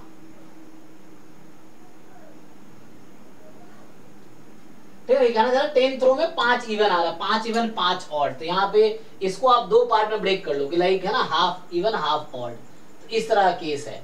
सो आपके पास 10,000 जो एक्सपेरिमेंट कर रहे हो, so in one experiment you have half probability of even half of odd, है ना। तो अब ये क्वेश्चन हो गया कि लाइक आप ये एक केस अज्यूम, एक कॉइन जैसा ले लो। So you are tossing a coin 10,000 times, so how many time you expect that there is no head, even को हेड टेल, इवन ऑड को हेड टेल की तरह सोच लो, तो इवन को हेड मान लो, देयर इज नो हेड, तो एक ही ऐसा आउटकम होंगे ना जहां पे कोई वो नहीं होगा। तो मुझे यही लॉजिक यहाँ पे लग रहा है, इस तरह का, व्हाट आई थिंक सो, ठीक है ना। अदरवाइज बाकी कोई आउटकम लिखो, जैसे मान लो 3 बार तुमने टॉस किया ना, जैसे H H H H S T, last में टी टी टी होता है ना, तो बाकी में एच तो है ही, यहाँ पे नहीं है। एक ऐसा आउटकम है जहाँ पे एक भी हेड नहीं है, तो वही मुझे लगता है उसी कॉन्सेप्ट बनाए गए क्वेश्चन होंगे। है ना, बट फिर मैं पूछता हूँ इसका सॉल्यूशन अवेलेबल होगा कहाँ से उठाया है, क्योंकि किसी ने किसी बुक से ही लिया होगा। सो ये चंदन ने बनाया है, मैं बोलता हूँ और भी असाइनमेंट से बना रहा है, तो ठीक है, ऐसा सीखने को मिलेगा हमें। तो ओके, और क्वेश्चन मतलब इसका मेरे हिसाब से यही लॉजिक है, ठीक है ना। So there will be one outcome where you will have no even numbers, तो वन टाइम इस तरह केस मुझे ऐसा लग रहा है। So in 10,000 possible situations, in one situation you will have no head, मतलब नो इवन। बाकी हो गया, क्वेश्चन थोड़े डिफिकल्ट वैसे है, मतलब थोड़े ट्रेंड से अलग है। हाँ इसमें डिफिकल्ट बिल्कुल ट्रेंड से थोड़ा अलग बनाया, लेकिन ठीक है ना, एटलीस्ट सोचने का मौका मिल रहा है, क्योंकि अब मुझे पूछना पड़ेगा क्वेश्चन बनाए कहाँ से है वो, सो कैसे बनाए हैं। जैसे बहुत सारे असाइनमेंट अभी बन रहा है, मिलेगा अभी पर, अभी पीवाईक्यू सिलेबस निपटा लो, फिर नॉन पीवाईक्यू में ऐसे ही क्वेश्चन डिस्कस करेंगे, तो एक बार सोचने का थोड़ा सा ना वो अच्छा है, थोड़ा सोचना पड़ रहा है ना, इस तरह क्वेश्चन है, क्योंकि मैंने पहले असाइनमेंट पढ़े भी नहीं है, तो भेज दिया उसने भेजा था, तो पहली बार मैं भी पढ़ ही रहा हूँ, तो इस तरीके से। एनीवे कोई ट्राई करो, नेक्स्ट टाइम डिस्कस करते हैं, मुझे लगता है कि अभी ट्राई करो, डाउट तो चलता रहेगा। तो अभी हमने 4 असाइनमेंट थे, 5वां ये था, है ना, तो इसमें टोटल तुमने ऑलमोस्ट डिस्कस कर ही लिया। जैम में 2 असाइनमेंट है, गेट वाला 2 असाइनमेंट है, एक ये था, ये है ना, और भी बाकी आगे मिलेंगे असाइनमेंट, अभी प्रोसेस में है, सो वो आगे करेंगे। अभी मैं थ्योरी कंटिन्यू करता हूँ नेक्स्ट क्लास, या तो मल्टीवेरिएट डिस्ट्रीब्यूशन का, मतलब तुम लोग ट्राई करो, एक क्लास और डाउट क्लास कर सकते हैं, कोई दिक्कत नहीं है। जो भी असाइनमेंट 5 हैं, उन 5 में जो रह गया है तो आप एक बार डिस्कस कर सकते हैं। अदरवाइज यहाँ से मैं तो नेक्स्ट क्लास में हमने देखो हमने क्या कवर कर लिया, तो सब लोग यहाँ से स्टार्ट किया, तो ये पोर्शन हो गया है सिलेबस, है ना, ये पोर्शन हो गया है, ये पोर्शन कर लिया, तो अब हमारा ये है, तो अब हम यहाँ से स्टार्ट कर सकते हैं, है ना। तो अभी क्या है कि हम यहाँ से स्टार्ट कर सकते हैं। तो अब ये मल्टीवेरिएट डिस्ट्रीब्यूशन है, तो यहाँ पे ज्वाइंट उसका कॉन्सेप्ट, हालांकि कुछ चीजें मैंने पहले भी देख ली है, तो यहाँ पे थोड़ा आसान रहेगा समझना। तो ये थ्योरी डिस्कस करेंगे, फिर स्टैंडर्ड मल्टीवेरिएट डिस्ट्रीब्यूशन, तो यहाँ पे मेनली प्रोबेबिलिटी है ना, फिर ये लिमिट थ्योरम्स भी हो गया, तो प्रोबेबिलिटी यहाँ तक खत्म हो जाता है, फिर आ जाता है इन्फरेंस, यहाँ से डिस्कस हो जाएगा। सो यहाँ से इन्फरेंस हो जाएगा, प्रोबेबिलिटी यहीं तक है ना, मतलब प्रोबेबिलिटी एंड स्टैटिस्टिक्स नाम है टॉपिक का। उसमें क्या होता है कि ये यहाँ पे मेनली प्रोबेबिलिटी टॉपिक यहीं तक रहता है, और ये बुक इन्फरेंस के इन्फरेंस में आ जाता है। तो इसके बाद ये होगा इन्फरेंस में आ जाएगा, सैम्पलिंग हो गया, या फिर एस्टिमेशन और हाइपोथेसिस टेस्टिंग, ये सब इन्फरेंस का पार्ट, ठीक है। चलो ठीक है, तो अगर डाउट अगले क्लास में डाउट डिस्कस करें, अगर यहाँ से स्टार्ट करेंगे मल्टीवेरिएट डिस्ट्रीब्यूशन से। तो अभी के लिए मुझे लगता है स्टॉप। जी विपुल, मैथ्स में अभी चल रहा है, सो हमने मैथ्स में ऊपर है ना मैथ्स वाला, तो मैथ्स में हमने लास्ट क्लास में ये सब थोड़े कल बोरिंग टॉपिक था, ये प्रॉपर इंटीग्रल कल किया है, उससे पहले हमने ये किया था, उससे पहले हमने ये किया था लेबनिज है ना रूल, उससे पहले क्लास 12th वाला इंटीग्रल किया था, यहाँ तक हो गया है। तो ये भी हो गया प्रॉपर्टीज, ये से प्रॉपर्टीज रिलेशनशिप, ये सब हमने देख लिया कल, यहाँ तक हो गया। तो अब स्टार्ट करेंगे डबल इंटीग्रल्स, ठीक है। तो नेक्स्ट क्लास में जो मैथमेटिक्स पोर्शन में स्टार्ट होगा डबल इंटीग्रल, फिर चेंज ऑफ ऑर्डर। तो इसमें कुछ कैलकुलस है ना, बहुत ज्यादा थ्योरीज नहीं है, प्रॉब्लम्स बहुत ज्यादा हैं, तो आपको प्रैक्टिस करने पड़ेगा। पीवाईक्यू से कर सकते हो, कोई जो बुक है इंटीग्रल कैलकुलस की, कोई आप बुक ले लो, just you go through examples and exercises, तो उससे एक आइडिया हो जाए काफी अच्छा। और पीवाईक्यू कर लोगे तो ये भी समझ आए एग्जाम में क्या पूछ रहा है, तो उतना ही तैयारी करना आपको जो एग्जाम में पूछे जा रहे हैं, ठीक। तो ये नेक्स्ट क्लास में ये करेंगे डबल इंटीग्रल्स, या चलिए थैंक यू। तो इसमें ये खत्म हो जाएगा, तो मैथ्स पोर्शन में यही बचेगा, बस ये जल्दी खत्म हो जाएगा, फिर बस ये बचेगा, तो मैथ्स पोर्शन जल्दी खत्म हो जाएगी। फिर हम लोग रेगुलर स्टार्ट्स कर लेंगे, तो खत्म करके फिर एक बार रिवीजन में ये टॉपिक्स दोबारा आएंगे असाइनमेंट के थ्रू, सारे एक बार फिर से रिवीजन में देखेंगे, फिर क्रैश कोर्स टेस्ट चलता रहेगा, ठीक है। चलिए थैंक यू। हाँ सर वो कल का जो टेस्ट था ना प्रोबेबिलिटी रैंडम वेरिएबल का, वहाँ पे 3-4 प्रॉब्लम मेरा गलत हो गया है, वो समझ नहीं पा रही हूँ, थोड़ा डिस्कस करते। हाँ कभी अभी करें या नेक्स्ट क्लास में करें? ठीक है सर, नेक्स्ट क्लास में कर दीजिएगा कोई। हाँ तो नेक्स्ट क्लास में स्टार्टिंग में आप पूछना, या मुझे पहले ग्रुप में भेजो एक बार, कोई सॉल्यूशन भेज देगा या तो, और नहीं अच्छा मतलब आप ग्रुप में पोस्ट कर दो उसको, कोई सॉल्यूशन भेज देगा, नहीं कोई भेजता है तो नेक्स्ट क्लास में पहले हम डाउट डिस्कस करेंगे आपका वाला, फिर हम थ्योरी स्टार्ट करेंगे मल्टीवेरिएट डिस्ट्रीब्यूशन परसों। कल तो मैथ्स की क्लास है, तो जो परसों है तो हमने परसों पहले डाउट डिस्कस करेंगे, फिर हम थ्योरी स्टार्ट करेंगे। ठीक ठीक है सर, ओके। हाँ, लेकिन अच्छा लगता है मुझे डाउट पूछते हैं, मतलब आप लोग ट्राई कर रहे हो तो ये अच्छी बात है ना। जो लोग डाउट नहीं पूछ रहे मतलब वो या तो होपलेस हो गए कि उनसे कुछ होता ही होगा नहीं, या वो ट्राई नहीं कर रहे हैं, क्योंकि ट्राई करेंगे डाउट होगा ही। जो लोग है ना ट्राई कर रहे हैं, क्योंकि कोई परफेक्ट कोई नहीं है, सबको सब कुछ नहीं आता, तो जब ट्राई करेंगे कहीं ना कहीं प्रॉब्लम होगा ही। तो आप डाउट पूछेंगे, अच्छी बात है। ठीक है, थैंक यू।